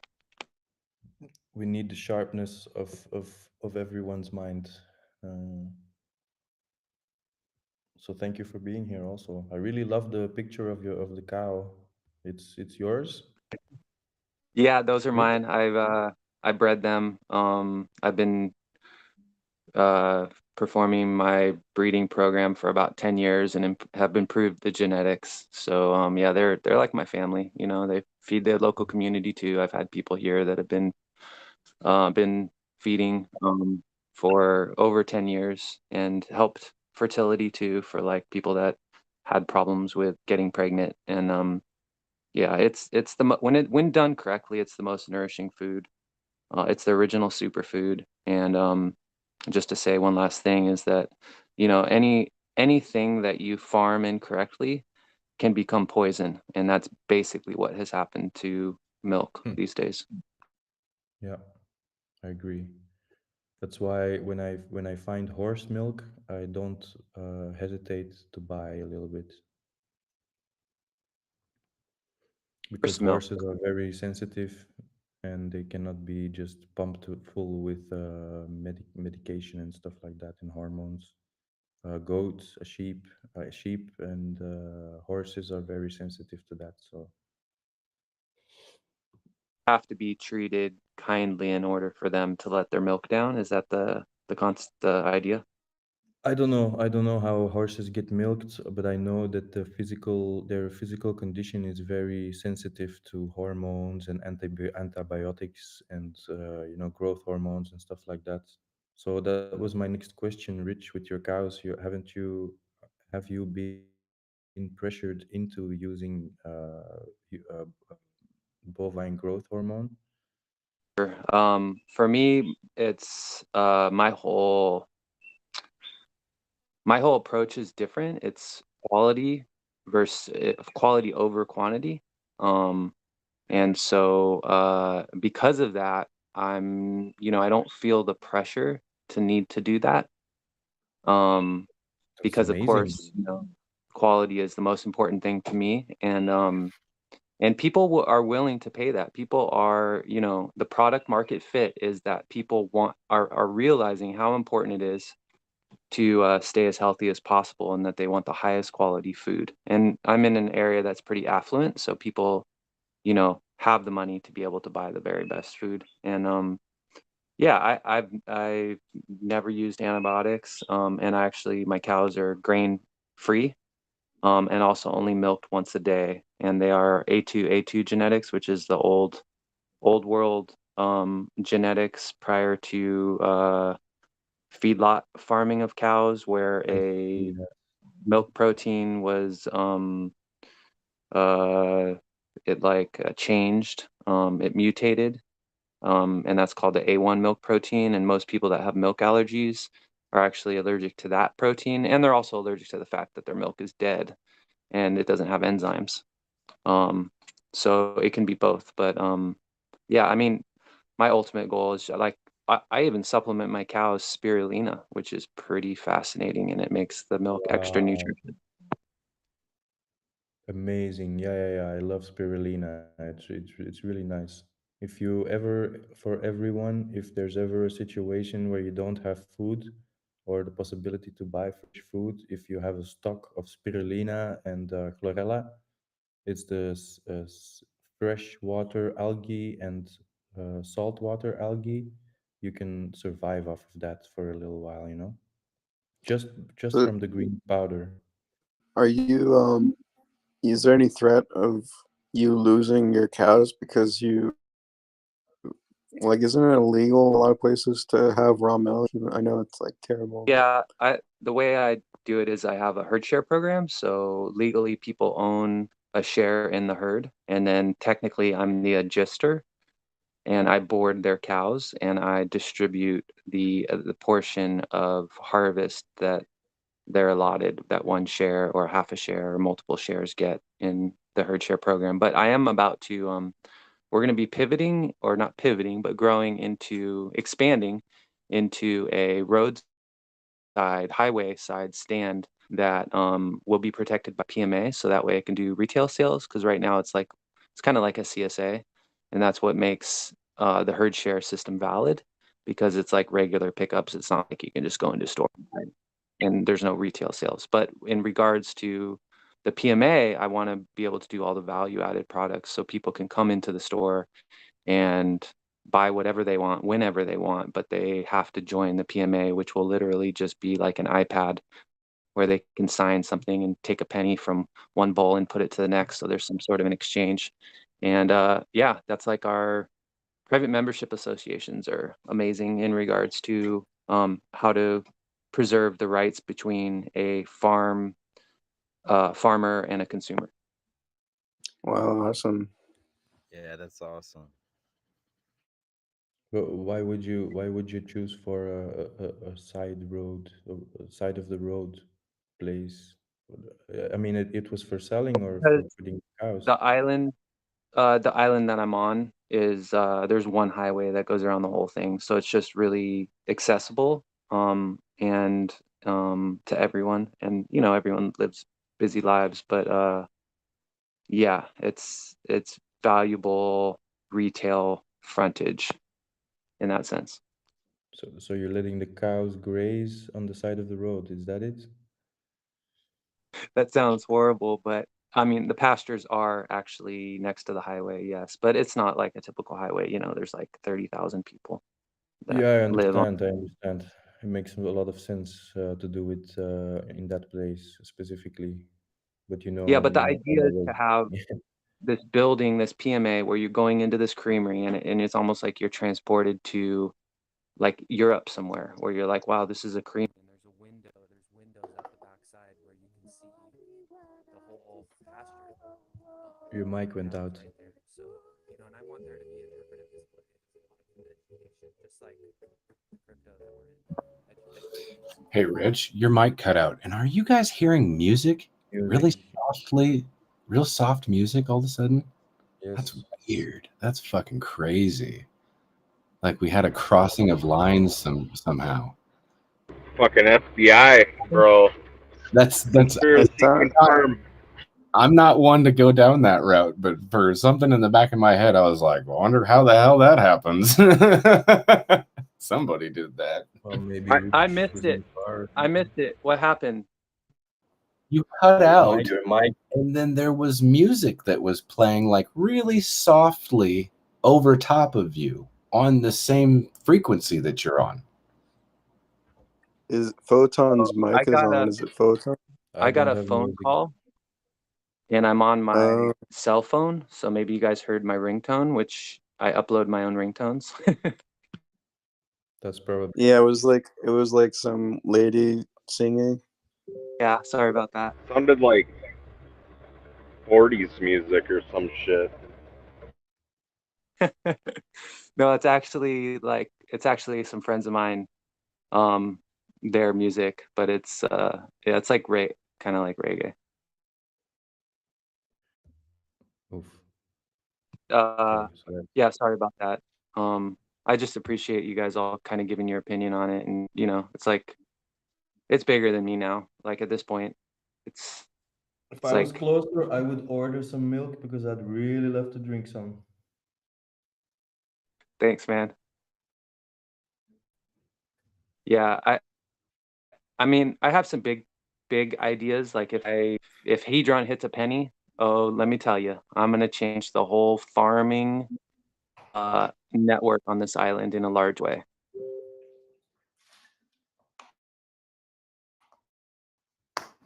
Who's texting me? Hey, quick question, Executioner. I keep hearing people mentioning the Hedron deployer. Is that an immutable thing, or is it something Alex controls? And can you give us any insight into the Hedron deployer, what it does, who controls it, and what its function is? I mean, I haven't really looked at it. I think it's what actually issues the coins, mints the coins in the first place. I think that the SA controls it. And when it gets involved with things like Maxi, it becomes the largest Maxi holder of all holders. So the SA holds it. It'd be kind of like the OA holding Hedron type stuff.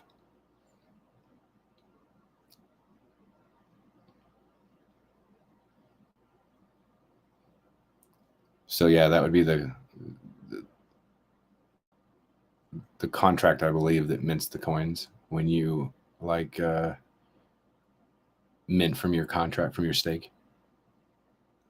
Like look at the actions of the Hedron deployer and go through it and see like the calls that it does for functions, and you'd be able to tell. Like every time it says mint over and over and over again when people are minting from their thing, from their stakes, then that would explain to you that that's what that contract is there for.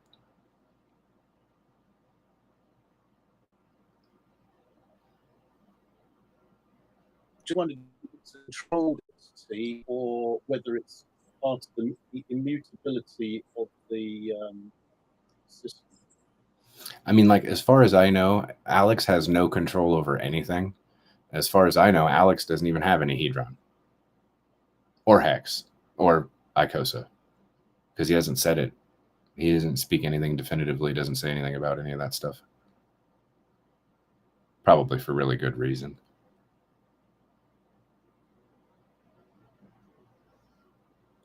But yeah, I believe that the SA is what has control of those things. Whoever that is.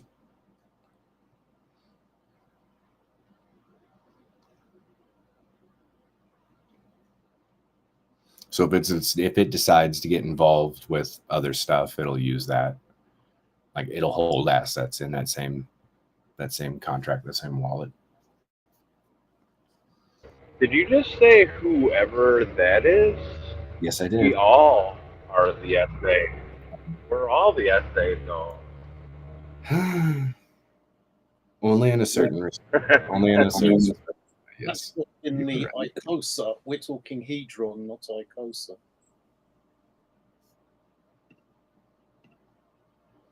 So let me go look.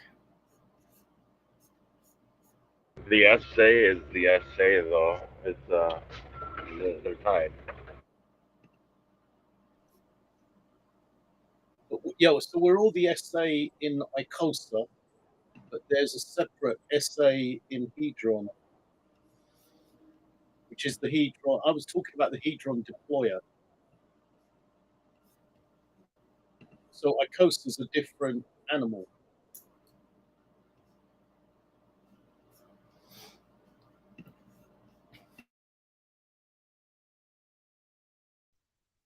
So yeah, there's a source address for Hedron and a separate source address for Icosa.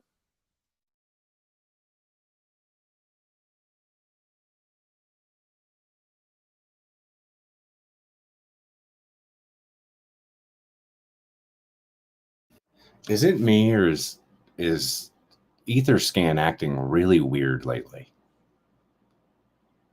Any of you guys having any issues with it having really slow times and kind I noticed of acting weird? I noticed that trading views stuck on the Hex USDC pair. I usually look at it stuck. It jumped 15% and then stopped moving.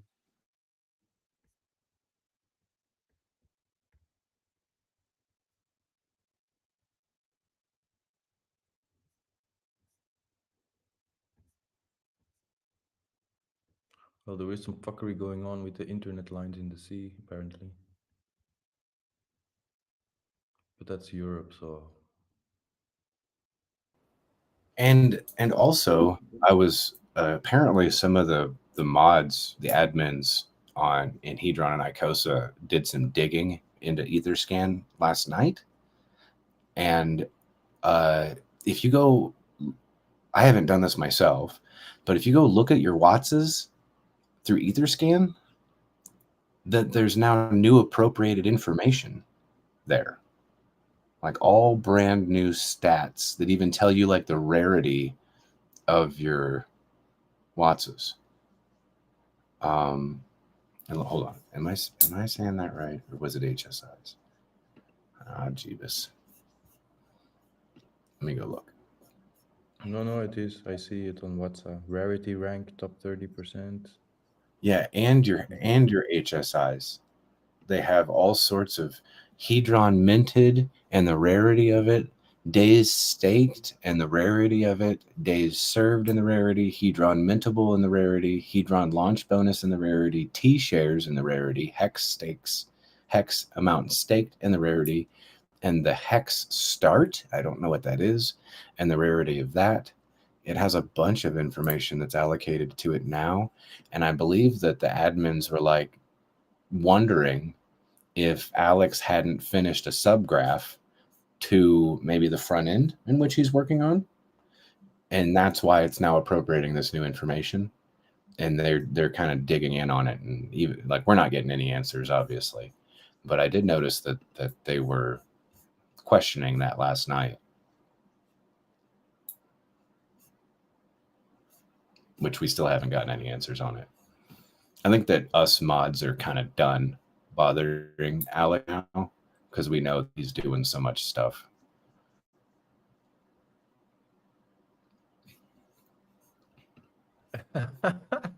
There's a Richard Hart toy now. What the hell? Wasn't there always one? I don't know. For the NFTs, whatever. Like an action, yeah, it's like an action figure. Mm-hmm. Yeah.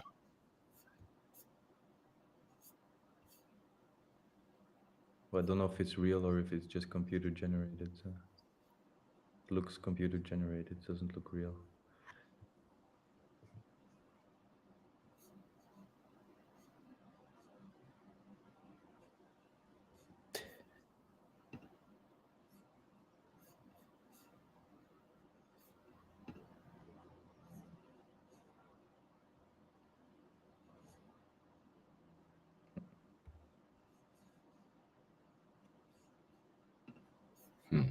Yeah, like I said, I've been working for a few months, so I haven't been catching up on everything.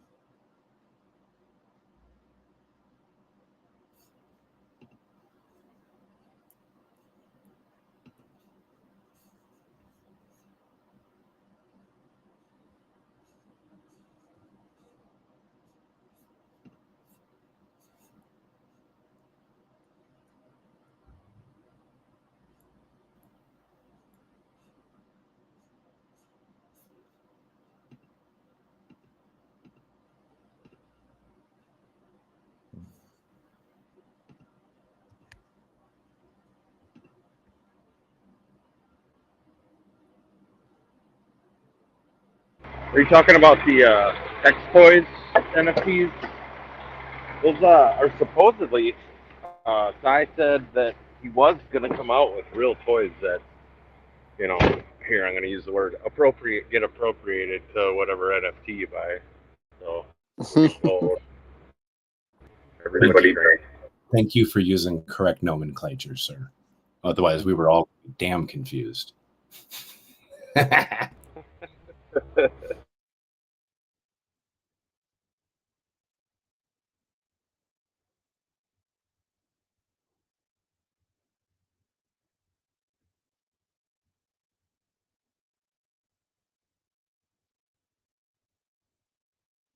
Well, if I still had my GI Joe figurines, I'd buy a Richard Hart one, and he'll be like probably the size of King Kong compared to those GI Joes. That'll be fun.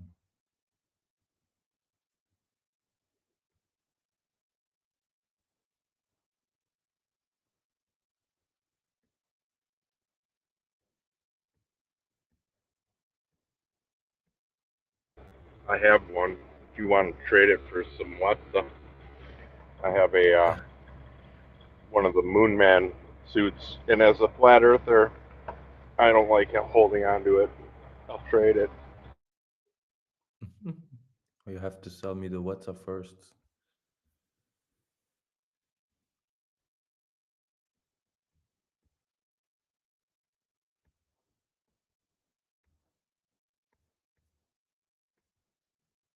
I actually had a few months ago. I had a dream about visiting Richard because we were invited with a group of people. It was a really nice. It was a really fun dream. I actually dreamt about it. It's crazy.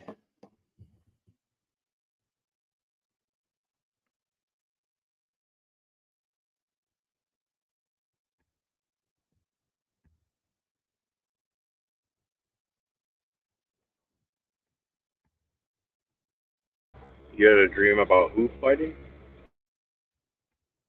I had a dream about visiting Richard Hart in his castle, in his home. There were like 20 people of us, and then we got invited, and then there was a room with a lot of chairs, and then Richard did a speech, and then in the back of the room there were like boxes, like almost life-size boxes, and they were sort of like vaults or something. They looked like they were. I don't think they were hexagonal in shape, but it was something like that. And then afterwards, I went. Richard took just a few of us, like 4 or 5 people, to a back room, and it was all white, and it was like a small studio, like a living room, and behind that there was a battle station, like a computer and everything, desk. It was so real, so realistic. It was nice. Because I remember Richard Hardy was asking on Twitter, if anyone had dreamt about him, and a lot of people were responding. And yeah, I was one of those people who actually had had a dream about it. It's crazy. But I have I never crazy dreams. I never remember my dreams anymore. It's been a long time. Well, if you want, you can, if you, when you go to bed, you just say to yourself, you just give the intention to yourself, like, remember the dream, remember the dream, remember the dream. And if you do it for like a couple of weeks or months, I'm sure that you'll start to remember dreams again. But yeah, as long as you have a good night's rest, that's most important.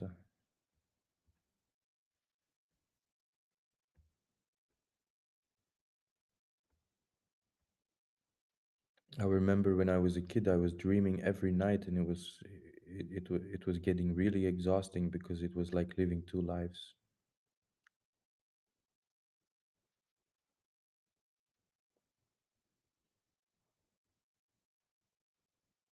Yeah, when I was a kid, I definitely had way lucid dreams too. Um, Now, yeah, ever since I got became an adult, I suppose I only remember like one or two a year, maybe. Yeah, it's too bad, because a lot of people forget uh, their childhoods. I mean, it's really important to keep the qualities that you have as a child and bring it with you into adulthood. For example, when a kid bumps into something, he starts crying like all hell broke loose, but then like only 7 seconds after that, they can just snap out of it and continue playing. And I think that's a quality that a lot of adult people have forgotten.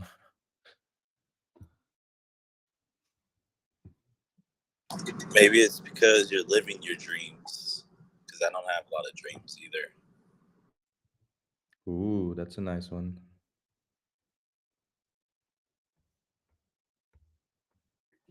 I think if you like, if you're sleeping good, you'll remember your dreams.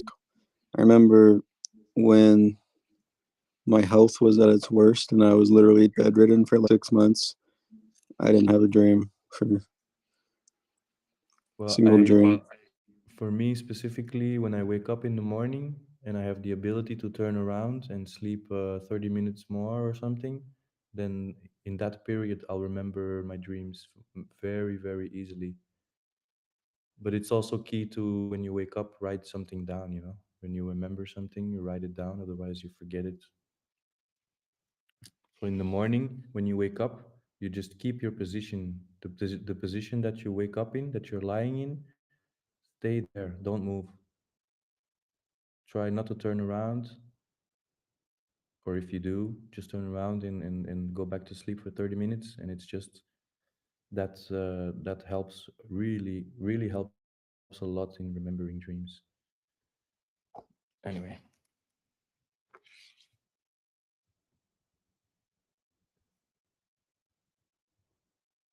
There's a tribe in Africa, the people, they wake up.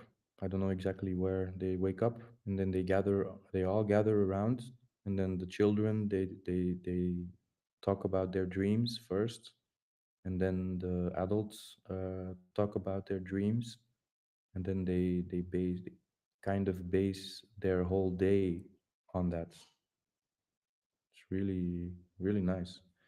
I'd love to visit. I wonder if any of those guys in the tribe make up stuff. Like if they have something they want to do that day, and then they'll just like, oh yeah, this is what I dreamed. We should do that. Yeah, I had a dream. I'm the king, the chief of the tribe, and all the beautiful women have to marry me. And yeah, it was a dream, right? I had a dream that The manipulator. I had a dream that all you guys burned your Wattses, and I was the one with all the yield every day. Yeah, let's go do that. Sounds logical. Logic is sound.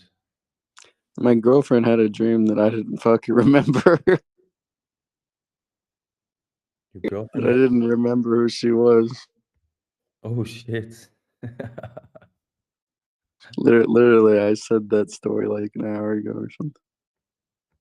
Years ago, I had a dream that I came into a house, into a nice villa, and I went into the kitchen, and you know who was standing there on the other side of the island, cooking island?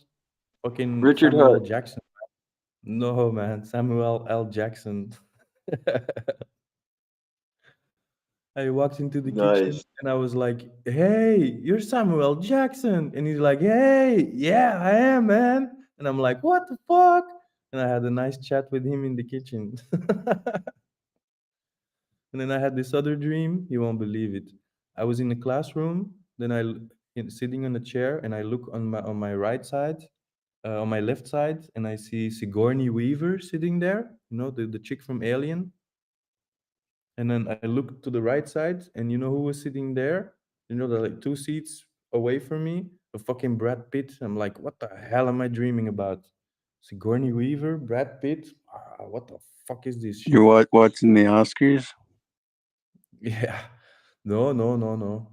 I don't watch. I don't have television. I don't watch television. I don't. No, I mean like in your dream, you were like Oh no, no, attending no, the no. Oscars. This was a proper classroom. Just a classroom, Um, basic classroom.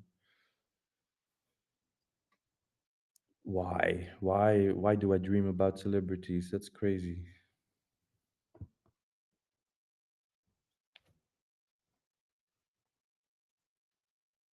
I wonder if dreaming is like the overflow. Like you have too much energy, so your brain's just like, here, do something.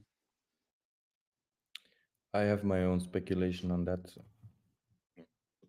I think you have a belief structure, and when you go to sleep, you get in contact with energies more easily that you would not be so easily to get to when you're awake. Because then, when you're awake, you're in your personality. Then your belief structure is more active, and when you go to sleep, it's much more loosely. You know, it's much more loose. So you work with certain energies, and but the energies have to come through your structure of belief, and coming through your structure of belief, it will take on forms that are recognizable for you or for me, something like that.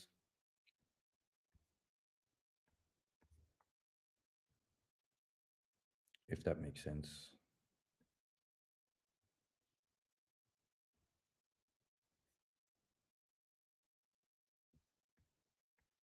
Yeah, that's one of those really weird things about human nature that I think we're pretty far from understanding.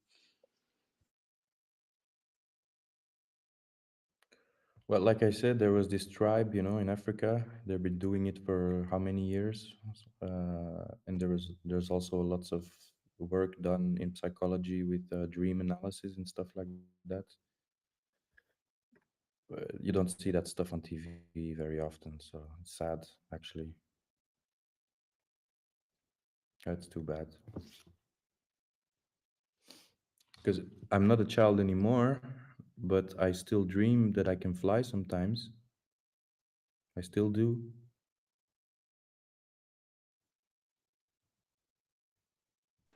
I heard one theory of dreams that I thought was very interesting. Like idea that sometimes they're like a test environment, a sort of safe test environment to like practice catastrophes and like stressful and traumatic events.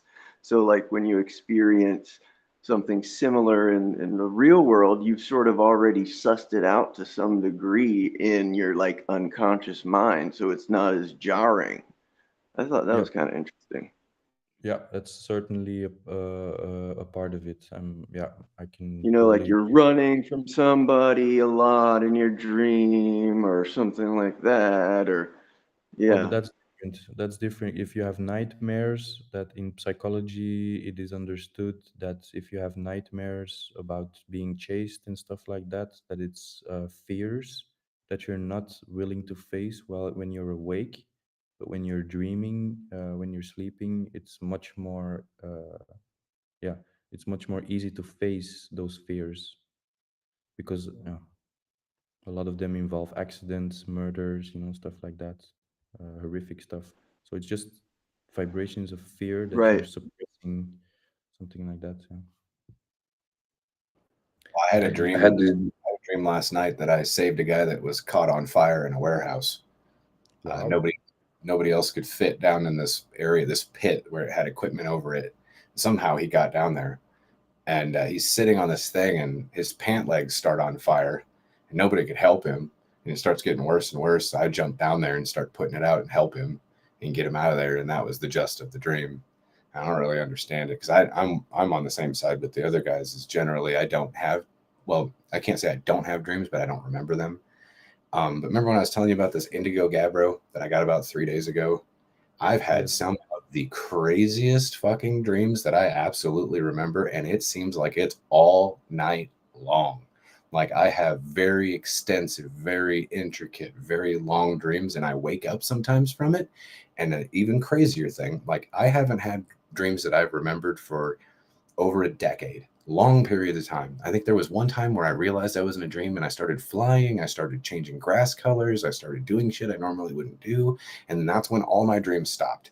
And then until about 3 nights ago when I got this indigo gabbro, even when I wake up and I go back to sleep, the dreams start right where they left off. And I have not ever had something like that happen before.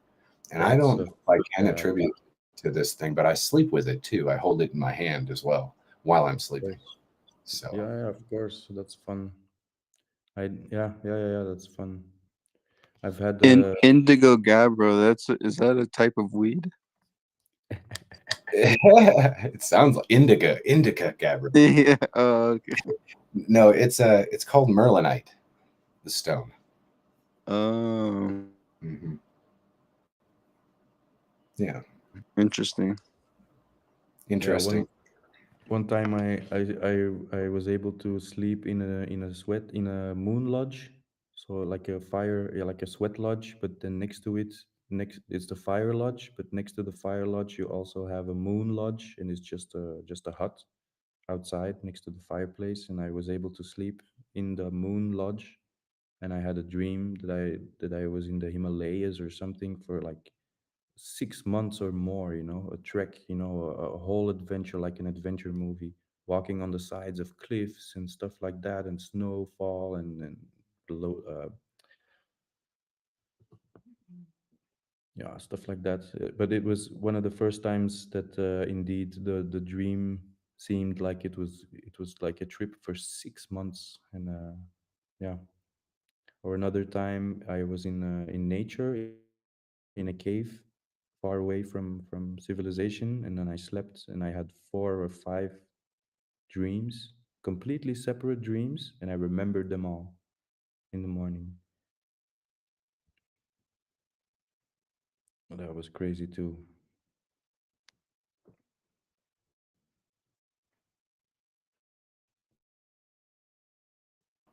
You might be onto something, Kevin, there with the whole weed thing, because I recently quit doing all that stuff too.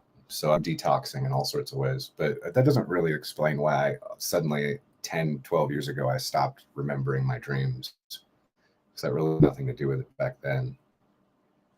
So I saw a study about 2 years ago that weed it prevents you from going into deep sleep. Yes. If you're too, if you smoke too much, yes. So smoking alcohol.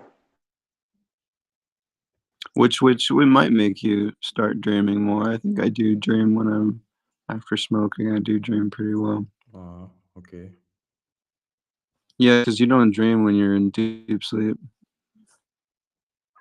which kind of blows that whole theory out of the water that helps you when you're sleeping good, you dream. No, no, that's not true indeed. Yeah, yeah. Most of the time when you sleep soundly, then you won't remember anything. Most of the time. When you remember your dreams, it means that you went really fast asleep. Well, the dreams typically happen like in the sleep cycle, what sort of short closer to when we naturally wake up. So that's also like part of it too. Or why it, if you're having a natural sleep, a healthy sleep cycle, you'll tend to remember your dreams maybe a little bit better because you're naturally waking up a little bit more, a little sooner after you're done dreaming. Yeah, and there's also this thing I heard years ago that if you have sleep cycles, so every 50 minutes or something, it's a complete sleep cycle, and you go through that. When you sleep like Not 90 minutes. 6 hours. Yeah, they Yeah, differ. it's closer to People that. say Yeah. 50 minutes, 90 minutes. Before it was 60 minutes. I mean, there's a certain time period for a sleep cycle, and in the morning when you wake up, you remember one dream, but actually it happened every sleep cycle, something like that. Every sleep cycle you Yeah, dream the same. when I take a nap, I always set an alarm in a like 1 hour, 1.5 hour, 3 hour window.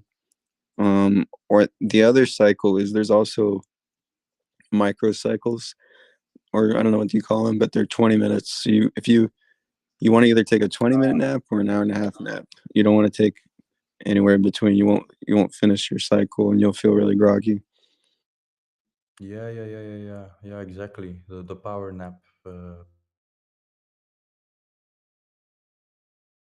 principle. And actually, when I was studying like electrodynamic for engineering, that was like the hardest classes I ever took. Some nights I'd study 13 hours all night, and I would take maybe 4 or 5 20-minute naps throughout the night, and then I'd go and take the final. And I actually worked really well. I remembered everything. I got really good scores. I was tired as fuck, but I could power through it. And then afterwards, I'd sleep like 6 7 hours. If you guys know about this, but Thomas Edison used to sleep with a metal ball in his hand, and underneath where he would hold the ball as he would like lay on his couch, like napping or whatever, he'd have like a metal plate that would sit on the ground. So as soon as he went into the sleep cycle, he'd drop the ball and it would clank and it would wake him up. Jesus. And Yeah, yeah. Wow. he would continue to keep doing this. So that way it would keep him cognitive and he'd be able to remember things so it didn't turn into like a vapor in his memory. Yeah, yeah. I heard about that. Mhm. They say that it was like the beginning of a cycle through the CIA that took up on it to be able to try to train people to have like ESP of sorts. Yep. But Wow. it's also against when you're captured and they interrogate you, then um, it's not allowed to they train people so that they don't fall into unconsciousness.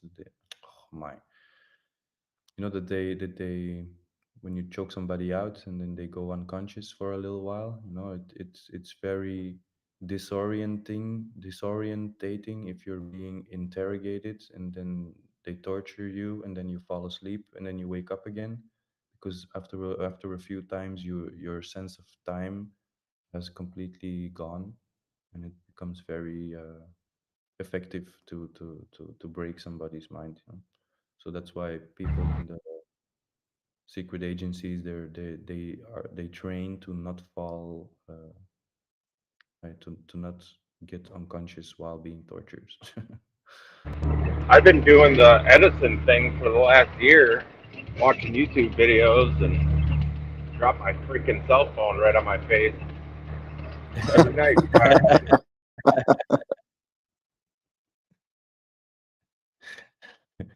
You're Thomas Edison, bro.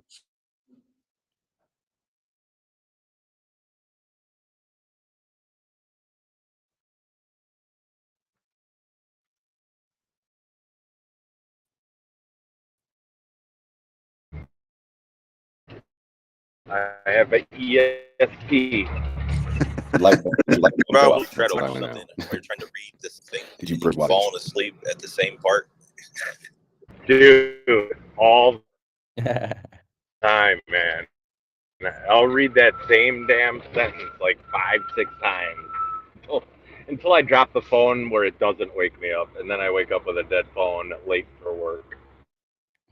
Yeah, I do all the time. Drop my phone on my face. It's like I do it when I'm wide awake, because I just am laying down with my phone over my head, and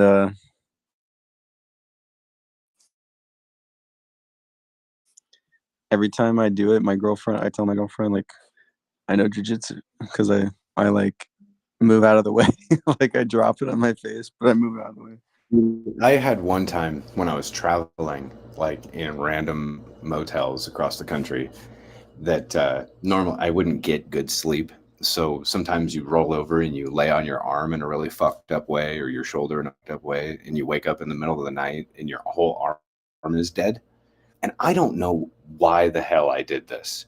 Like I know how physics works and how all of these anatomy works, and that I wouldn't have been able to control this. However, I rolled over on my back, and I'm like, oh, I need to get this thing awake.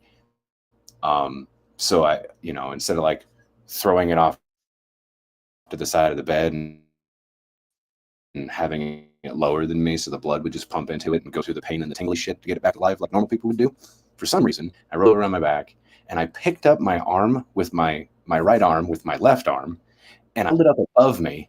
And then for some dumbass reason, I let my arm go and it tumbling down and I smacked myself in the face and I tried to jujitsu that thing. I tried to move out of the way, but dead weight, dude, it sucked.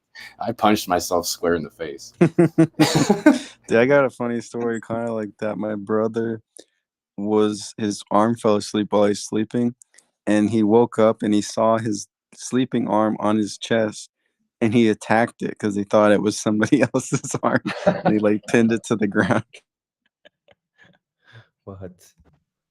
That's hilarious. Well, I know jujitsu in my sleep because when I was dreaming, I was fighting someone and I wanted to kick. I wanted to kick the other guy so bad that I kicked my girlfriend right out of the bed. That was really. She was crying, the poor thing. But instead of, because I couldn't extend my leg, I gave her a knee. Bam. Ouch. Yeah, I wasn't proud of that.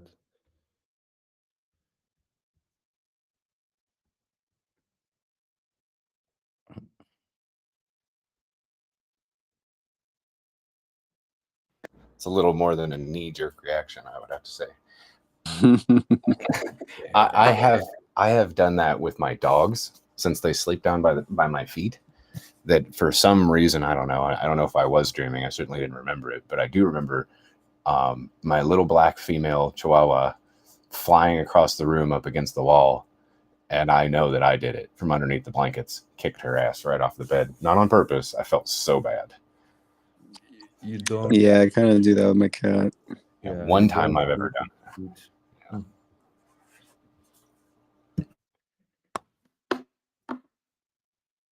I've had it too with a pet cat, and he was also putting himself on the bed at my feet, and because I toss and turn during the night, I kicked him. Yeah, I kicked him off the bed multiple times.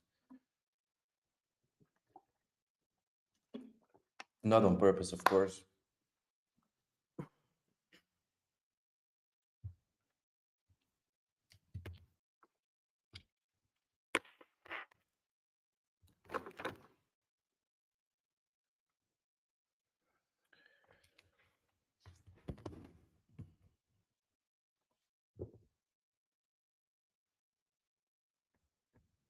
I got a funny story. My woman sometimes, not all the time, I think it depends on what level of sleep that she's in. She'll talk while she's sleeping, and I'm sure you can imagine that the majority of the time it doesn't make any sense. But one of the most funny times is she's made this comment. She's like, "Oh yeah, well just wait until I snatch the hair clean off of a teenager." And I just couldn't. I couldn't. I had to tell her about it, and she's like, "What the fuck?" And I'm like, "Yeah, dude, you were like, Oh my what the fuck you were doing?" And that's the only time she actually made words that like kind of said something, and then I was like, "What does that mean?" So now it's a running joke with us. I'm like, "You gotta watch out. Be snatching the hair clean off a teenager."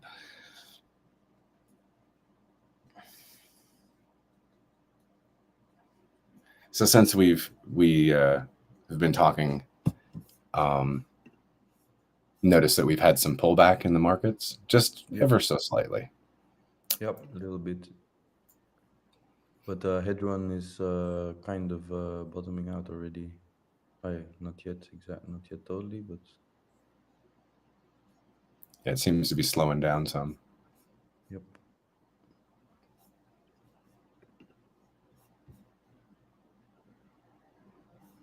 That's too fast, man. The candles, they're too fast. It's too big, too fast. It feels like that. That's what she said. Oh.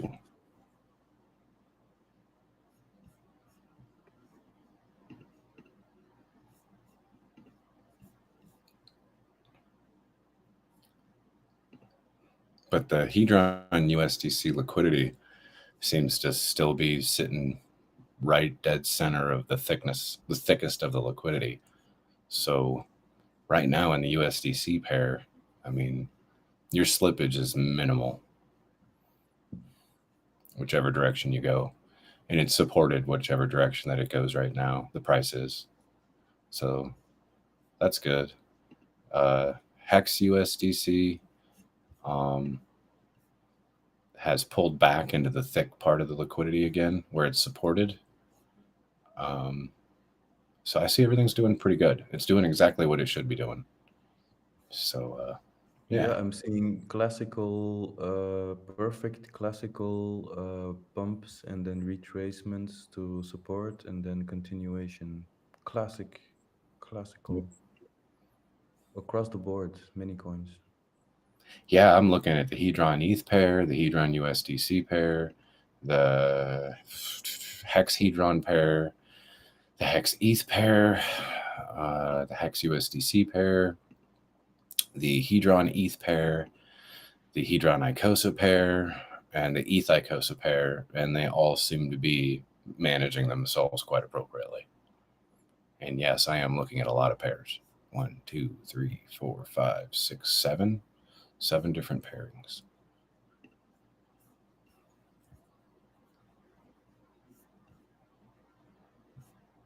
The PLSD Hedron really resembles the PLSD USD actually.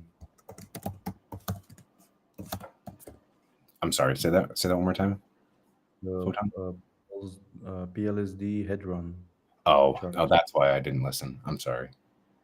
It resembles the USD chart very much. No, it's just an observation.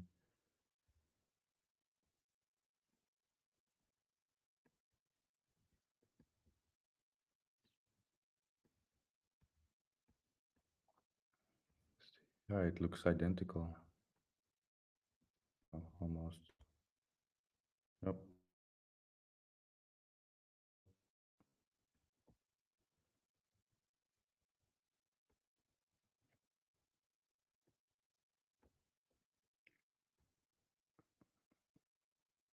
because I've been thinking about this strategy for a long time. You know, last year I came to the conclusion that the ETH BTC chart is probably one of the most important charts for the coming years, for the whole market. I mean, for the crypto macro market. And I was thinking about just getting some ETH, and when the ETH BTC chart goes down, then you transfer it into BTC, and then back again when ETH takes over again. Just keep playing like that. Go from ETH to BTC, or even in the future, we can do it from for Hex. Um, with one of the pairs, you know. Which one do I have here? XUSDC. Hex Icosa.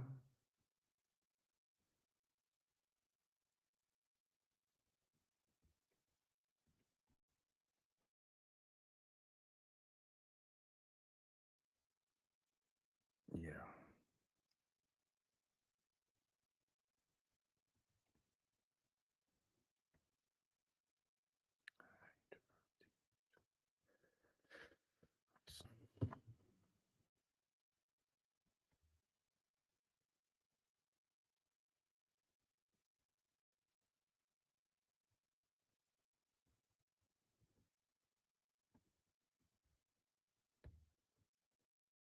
So I noticed that we're under 22,000 watts is now to 21,996.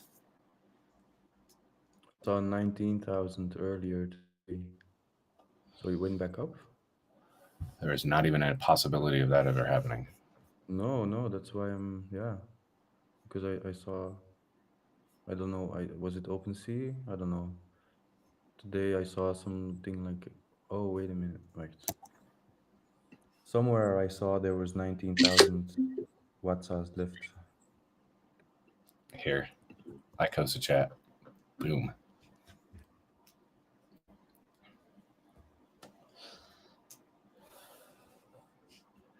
Now, maybe the other networks, I guess I could swap our PC settings and go check to see what they have left. How many of you guys really even give a shit right now about ETH Fair and ETH POW? You guys even check it? No. Me neither. I feel like I should, but I don't. Yeah, because I've been hearing this play like get Hex on ETH POW, and I'm not even, I don't feel attracted to do that, to be honest. Me neither. Like, we have our copies, like any of us that were staked in Icosa and Hex and with the Hedron and all that stuff. We have our copies, we have all our Wattses, we have all our stuff, but like, I still don't have an inkling to go extract value out of it. It's like, if it becomes something later, then great. But for right now, I'm just not interested. Right? Like, so that means for a lot of us, we don't even have to put money in it, which is awesome. But watching other people be like, oh, I just put in $500 because I can get like a couple of billion Hedron over there. Like, why? Please tell me why you'd want to do that. I'll tell you why I pay attention to those other two chains. Because I already had, I had LP positions with ETH and Hedron. So now I have liquidity positions over there as well. I mean, until like Hedron and Icosa is supported over there with the auctions, then I'm just gonna continue to LP and that's it. But like, I mean, why not collect these? I make a little bit over there LPing, so it's like, why not? Makes sense. You kind of have to maintain it and watch it then if that's the case. No, you can just open up your range, and just have a bigger range, and it's not a big deal if you don't want to babysit it. You know what I mean? Well, that's what I'm saying. That if you have your ranges tight, then you have to babysit it.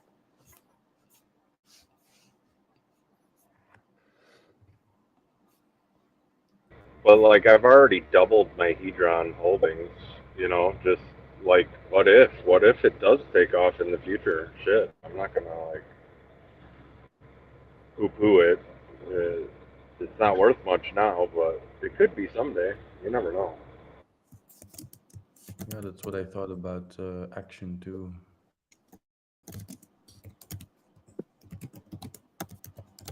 And another thing I did, and not financial advice at all, but like I took all my HSIs, my big ones, something I would never do over here on ETH, like the chains that I think will be super successful, Ethereum and Pulse Chain. I would never do this, but like I had some HSIs that had the 10x bonuses and were larger.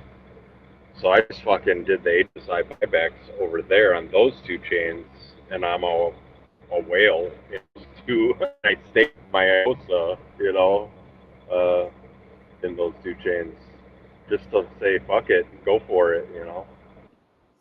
Smart.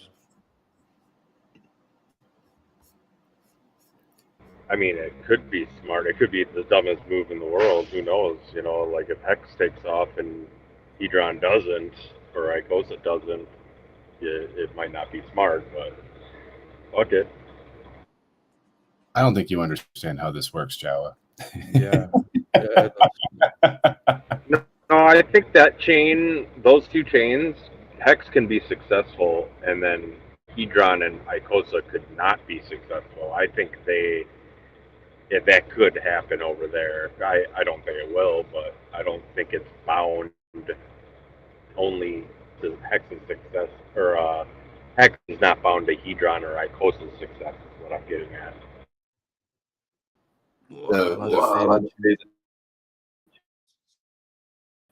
The free liquidity and the pairs being connected to each other will cause for price appreciation and depreciation to happen even if there is no volume. The one thing that I would consider a success rate is when those particular pairs that I would have to have assets holding of have sufficient liquidity to be able to move around in. That's what I would calculate as a success rate for those particular assets. Because then that would garner that there's support for it if by people who have money. Okay, but so Hex is fully functional over there, right? Over on ETH Fair and ETHW. Oh. But what if Alex never supports ETH Fair or ETHW with the auctions? Let's just say he just never does it. He doesn't believe in it at all. Then I could see Hedron and Icosa failing over there, but Hex could still do well. You know what I'm saying? Sure, but he was one of the first founders out of almost all of DeFi that I'm aware of that actually appropriated his front end to actually allow for people to be doing that stuff. Even having a Uniswap availability, so it didn't matter what asset you were in, you could still get around and move stuff around. Even I haven't heard him say anything, but I'm going to be on the side that he's going to appropriate on both sides. Two appropriates. Jesus, man. I'm working. I can't be drunk at work. Oh, geez. You know what? You need to appropriate yourself some alcohol.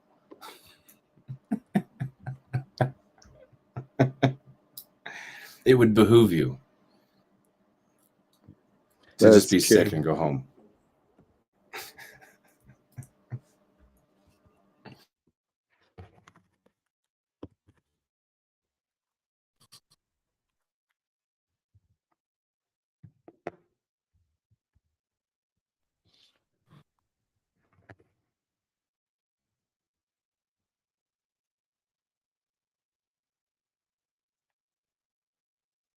But you're right. Alex did come out with the uni front end and all that, but it's not to say he can't update his worldview in real time. He could. And be like, yeah, it's not worth my time. And as you know, he's super busy with other shit as it is. So, that'd be a long time. You want to know something that would really impress me? Someone that was able to update their worldview in something other than real time. What?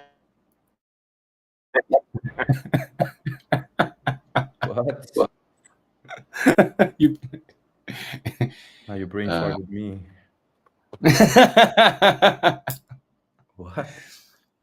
you can't update your worldview other than during the time that is considered the present.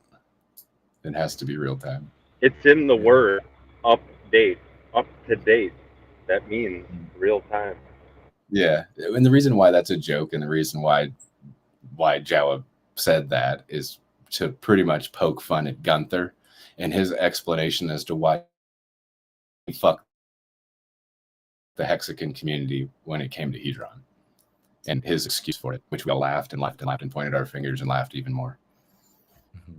I think I've heard Gunther say he's updated his worldview in real time more than I've heard Hexecutioner say appropriate. Yeah, he needs to appropriate his verbiage in a better context. it would behoove him as well.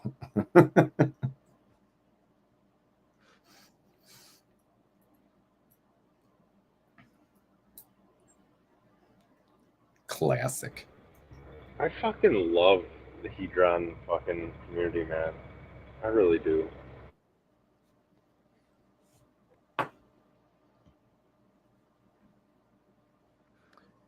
Yeah, but even we had to move to from the main chats because the main chats were sometimes are getting so ridiculous.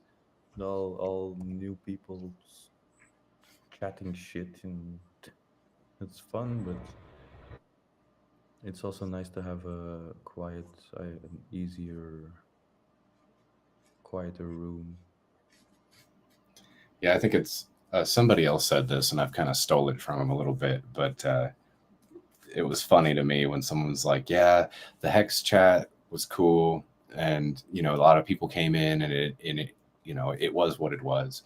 And then the Pulse Chain chat came out, and it got like enormous, and then it devolved into crayon eating. I was like, "That's great." Yeah, and then first I was in the Hex main chat, and then somebody invited me over to Strape, and that was fun. And then that started getting crazy.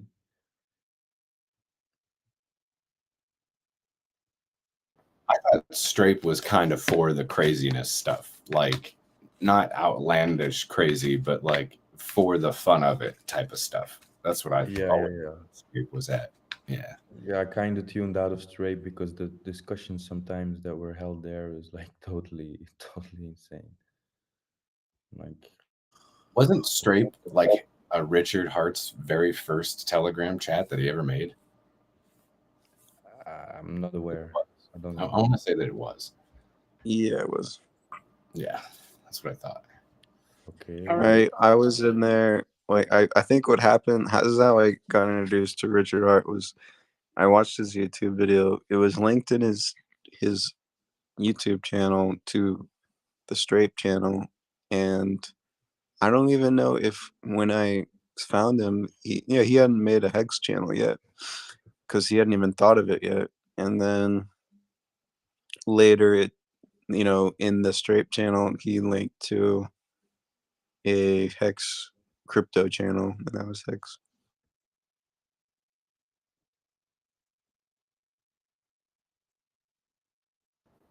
I think Strape will be around for a while because that's kind of like the original, the baby. People aren't going to leave that chat.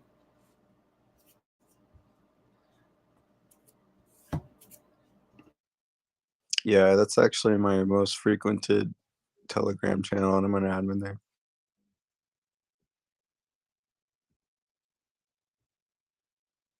You got some pretty high clearances in this ecosystem. Yeah, I have a funny story about that.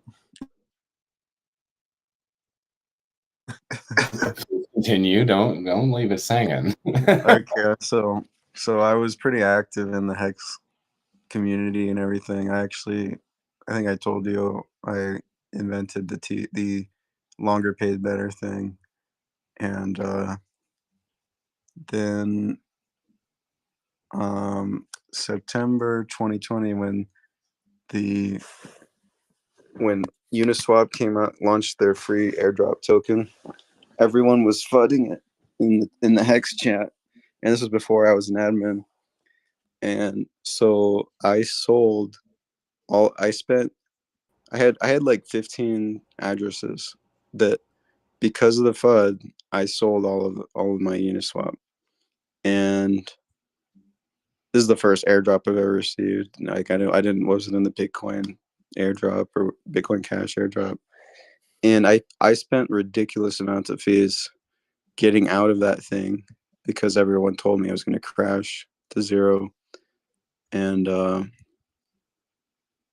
I literally spent maybe somewhere between $500 and $1,000 on fees because the Ethereum network was so jammed up during that thing. And I like started, I saw FUD again after that, and I was like, dude, please stop with the FUD. And then Richard Hart came in and he's like, no, like you got to sell your Uniswap for Hex, and I was like, oh shit, now I'm arguing with Richard Hart, and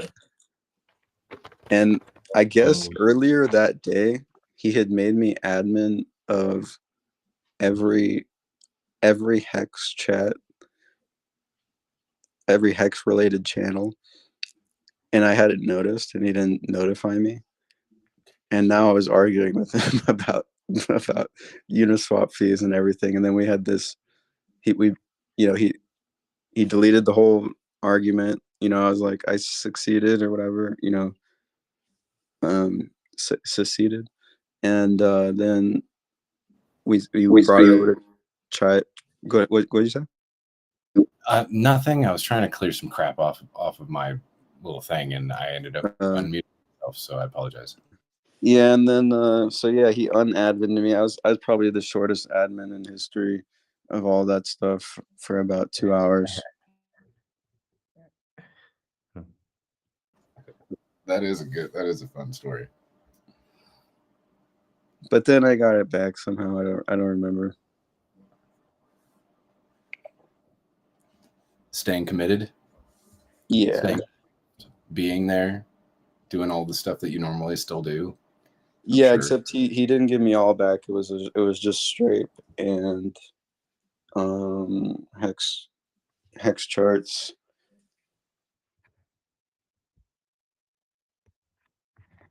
But then I'm an admin in the Hex admin chat, which that didn't happen for another year and a half or something. So then I'm like, okay, I'm back up there.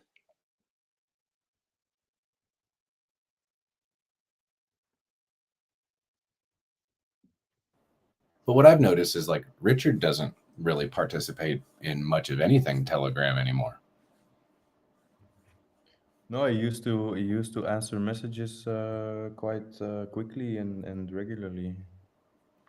Yeah, But even the newer chats that he made for like getting people who are really interested in like thought provoking, in the newer chats when Pulse Chain like was all this stuff with Pulse Chain, like we know that in Telegram that if you keep the members under 100 members, that you can see who has seen the commentary of whatever comment was there.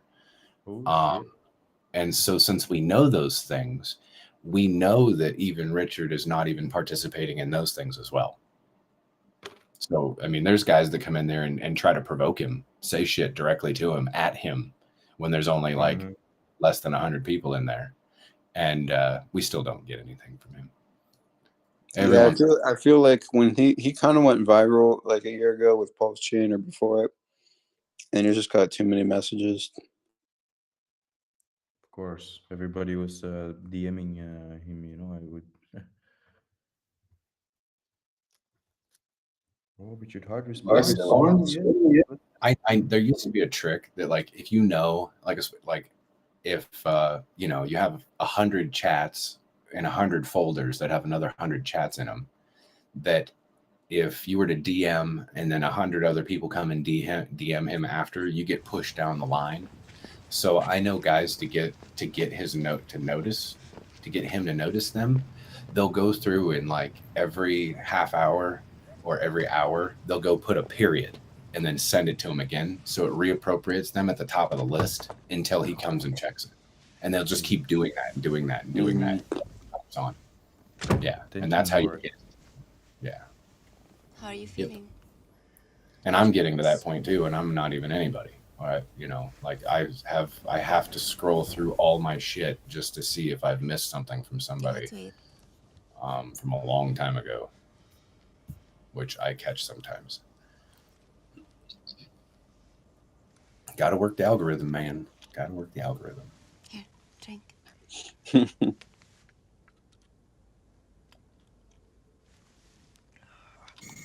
How do you guys think that Rage marketing's doing for him? Everything is going to be fine, okay? You're going to be fine. How do you know? Because we are good people. He's getting a lot of engagement. And God watches A over lot of engagement. I saw he posted a thing, I think it was yesterday, where he had posted something, and within like 45 minutes, he had already had over 1 million engagements. Wow. Yeah. Yeah, that's pretty serious. So I think it's working for sure. Yeah, I saw Crypto Coffee's latest video, I think, where we've added more stakers. We've added 50% more stakers in the bear market than we had when the bear market started.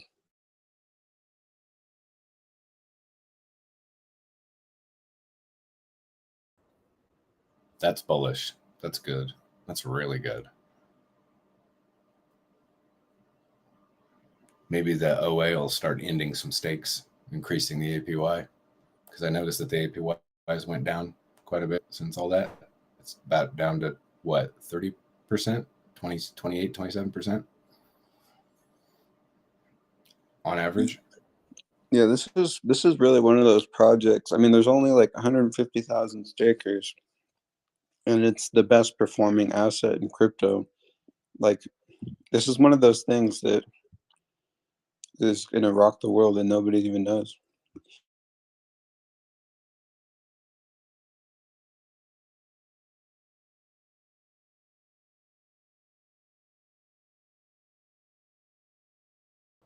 I think that's what gives us a lot of confidence in these other assets that are built on top of it too, to be real bullish about the ecosystem. Well, now we call it an ecosystem even, right?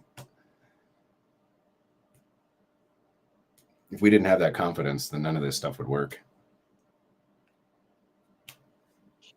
Yeah, I mean, it's not just the code, because those copycat projects should be doing way better. Mm-hmm. Yeah, I agree with Richard. You cannot copy the community. And why would you go do something else when you can just do the thing that's already there? It's easier. It's proven. It works.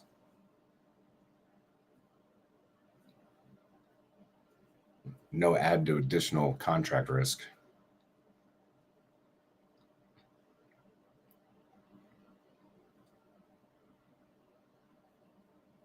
But I guess if some people want to diversify, they can be preyed upon, I guess.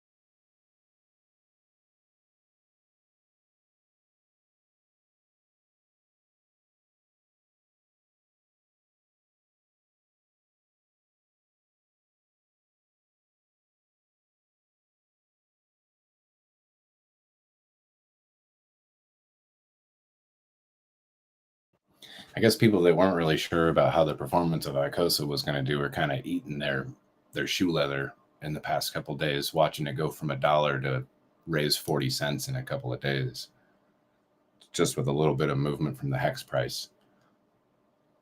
Like, imagine when hex really starts to move, what happens with the Icosa price? Like, a $20 hex would suggest a ceiling price of like $610 Icosa per. right? And that a $20 hex is only a 500x from a 3-cent hex. For an asset that did 10,000x and having the, what do you call that? The law of diminishing returns, that assuming that through the next bull run, a 500x is almost a conservative thing, right? But then you start talking about the numbers of what a 500x from 3 cents does, and you're talking about $20 hex per and $610 Icosa per, and you're getting closer to a penny on Hedron in those respects.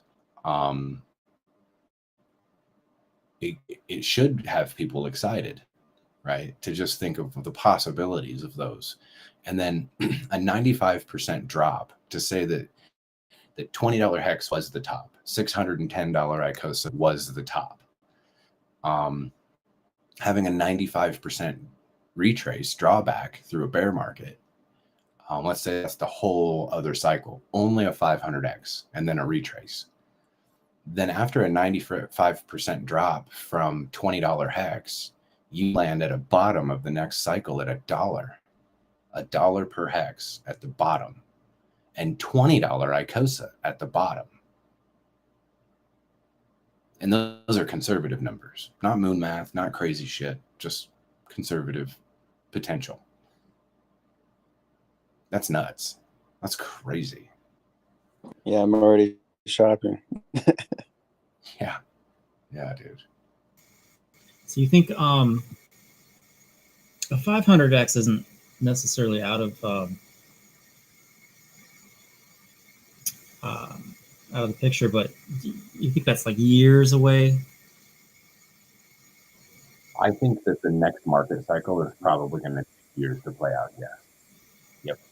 I think it's going to be a struggle because of all the stuff that we're dealing with in the macro environment. And I do. Yeah, I definitely see that. I think the next 2 years is just going to be brutal, especially for at least the home markets. In the last 2007 version of this, it took about 5 to 8 years to actually come out of it completely to get to the tops. So this might be worse. Yeah, that's where I don't really want to talk about too much because it's like, you might be looking at 5 years to where we start busting out of the struggle. Maybe. I guess it depends on how bad it gets. It also depends on like the adoption of digital currency. I mean, technically, the bottom for the macro could be a 9-month period, and then it's just crawling up and up after that. Yeah, and I guess that doesn't necessarily like bound us to that in crypto, in the currencies that we're at. Like, I'm already speculating that we're pretty near to the bottom locally as we sit now. Doesn't mean that we can't be retraced down to a further bottom because of other macro movements that may come into play later. But I just find that like a volatile type of movement that won't be sustained in our ecosystem. Only if we value the assets for that will the assets actually stay at those prices. And I think that that's going to happen. As long as people are able to keep working and entrepreneurs are able to provide more work for people, as long as that is the case, and we don't have a spiral where everybody's losing their jobs and nobody has any money. Everyone has so much debt that they can't even cover their interest payments on their debt.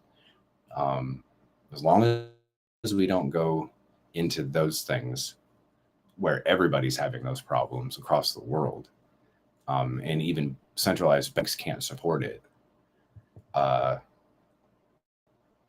you kind of have two options. You let the house burn down, and then you just let the house, you let people live in the burned down house, or you build a new house that can't burn down. I guess a new house that you tell everybody can't burn down anyway. Right? Just start over again. Start the cycle over again. Which I know, Kevin, that you probably disagree with this in a little way. That there's a lot of chatter about how this cycle is different than all others because of a lot of the turmoil and stuff that's going on across the world, the massive inflation that's happened across the world, and all these types of things. But in my point of view, it's just it's different type of cycle, but the same bullshit, same cycle movements, same Yeah, stuff. Can you hear me? I just got a phone call. What I mean is it's just part of a bigger cycle that, yeah, like a bit like it's different. It's a difference. It's a different cycle. Yes, I could agree with that for sure. Yep, absolutely.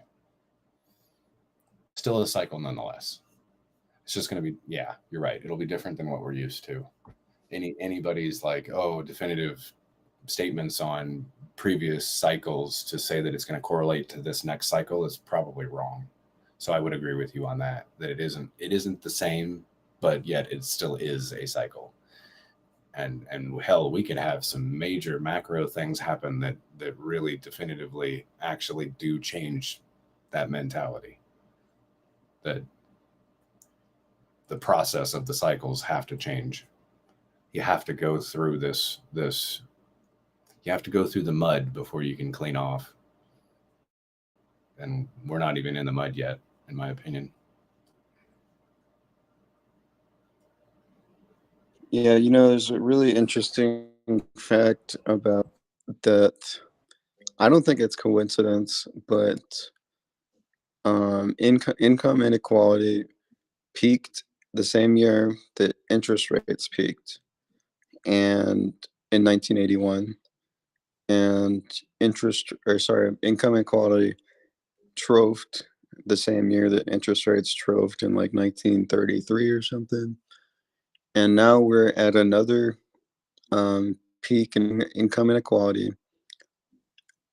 and interest rates are trophying. So, like, I think, I don't know, just an interesting factoid that's probably the source of income inequality, is that rich people know how to handle debt, and they handle debt better, and when they have cheaper debt, they get richer. And whatever reason that is, but there's definitely a correlation there.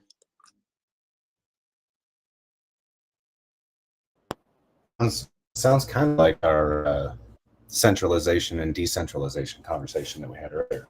Maybe that has a correlation to it as well. Is that correct?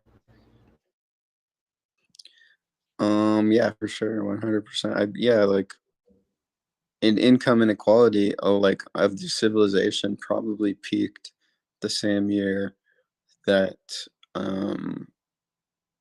that we had the most amount of kings in history or something.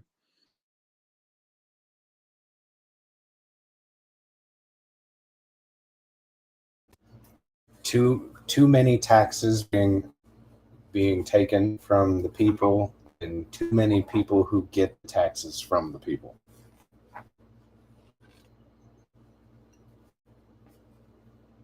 Too many taxes that get you lost.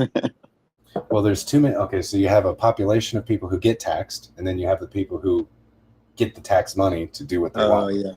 So you have not enough people to suffice for how much they pay in taxes, and then you have an overwhelming amount of people who are receiving the tax that aren't happy with how much they got because they're deluding themselves in the fact that there are more people that get handed the money to go do whatever it is they want to go do with it.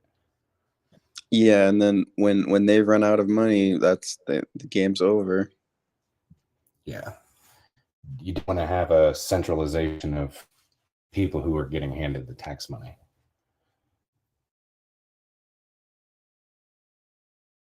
I see. Yeah, maybe. Yeah. Or maybe you do. I don't know. I don't know about those things, I guess.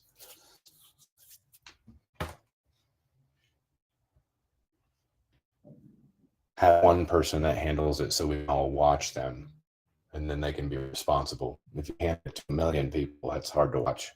Yeah, totally. Yeah, well, that's one of the problems we have now. Like, if somebody were to reform the government and go through and fire all the inefficient the employees that aren't doing anything, it would take them every year.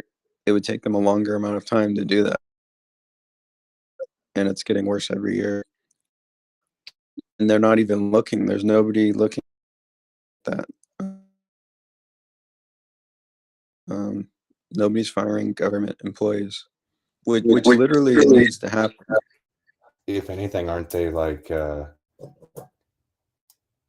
just continuing the bad behavior that they have and pumping more money into it, thinking that that'll fix the problem, right? If you got a bunch of rocket scientists that make a rocket and the rocket keeps blowing up, then they're like, well, let's just put more money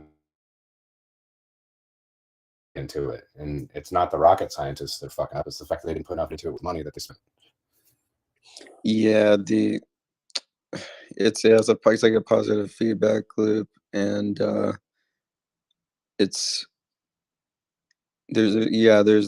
nobody comes around and fires you, even though that should happen more than it does in the private sector, because of the fact that they are unfireable. Like, that means that they're really, like, the government can't go out of business, so that means that you really need somebody to go around and cut all the weeds out, because that doesn't happen naturally like it does in the free market. But it's not happening.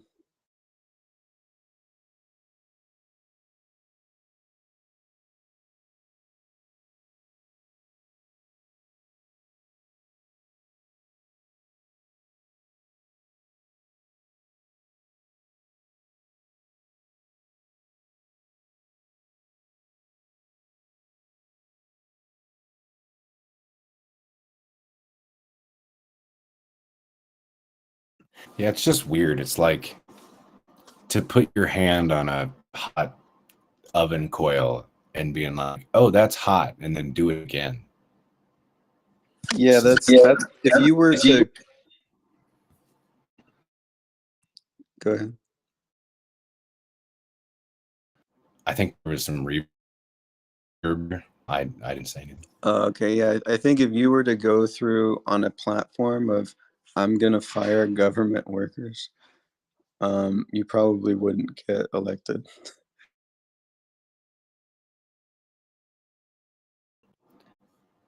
So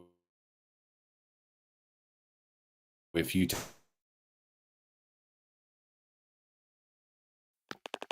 the platform and said that you're going to hire and create more government stuff, that seems to happen might be very successful. We know that works.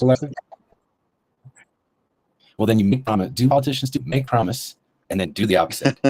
Just say, yes, we're gonna hire millions of employees and everything's gonna be great because we know what we're doing better than you, and you guys trust us, and all your fears should just melt away, and then become president, being like, you're fired, fuck you, you're kind of cool, peace out. Right? That'd be cool. I don't know if they could if that's even possible though. Is there a way to do, like, once somebody gets in power, can they even fire? Like, is it even possible? Well, you'd have to have evidence and proof. If you have evidence and proof, then you're probably digging into areas where you'll probably just get killed. Oh, yeah, that's true. Mm-hmm. You don't want to be messing with the Clintons of the world. That's for damn sure. You'll get suicided. Clap, clap. One in the back of the head. It'll probably be a child too, because they only go to jail for like 5 years if they kill somebody.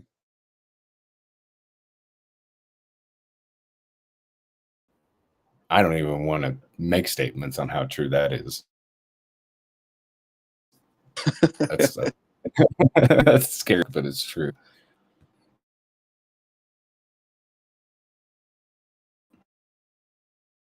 Actually, on the subject of fucking people over, in Medellin, there's like a community of expats. These couple expats had this mansion, and I guess I didn't know this, but I've been to the mansion and I went to one of their parties, and I guess they own the thing. It's like $1 million house, but in Colombia, that's a really nice house. It's like, like 10 bedrooms or something, and a pool and jacuzzi and all that. And So a couple of people jumped the fence, hid them up, and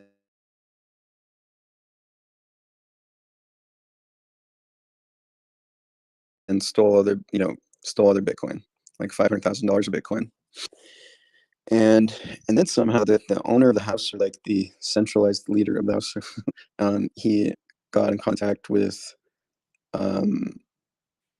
basically the mafia or something of Medellin, and told them what happened. And then they're like, yeah, if you want to be throwing parties, you got to be paying us. And so he started paying them. And then the two people that robbed them and tied them up showed up, they're murdered in like, a few weeks later. Yes, probably by like teenagers. I think that. So it's like they had this situation where they're like, these guys aren't paying us. We need to go tie them up, steal. Anyone was murdering anybody besides them, So, and to elaborate on the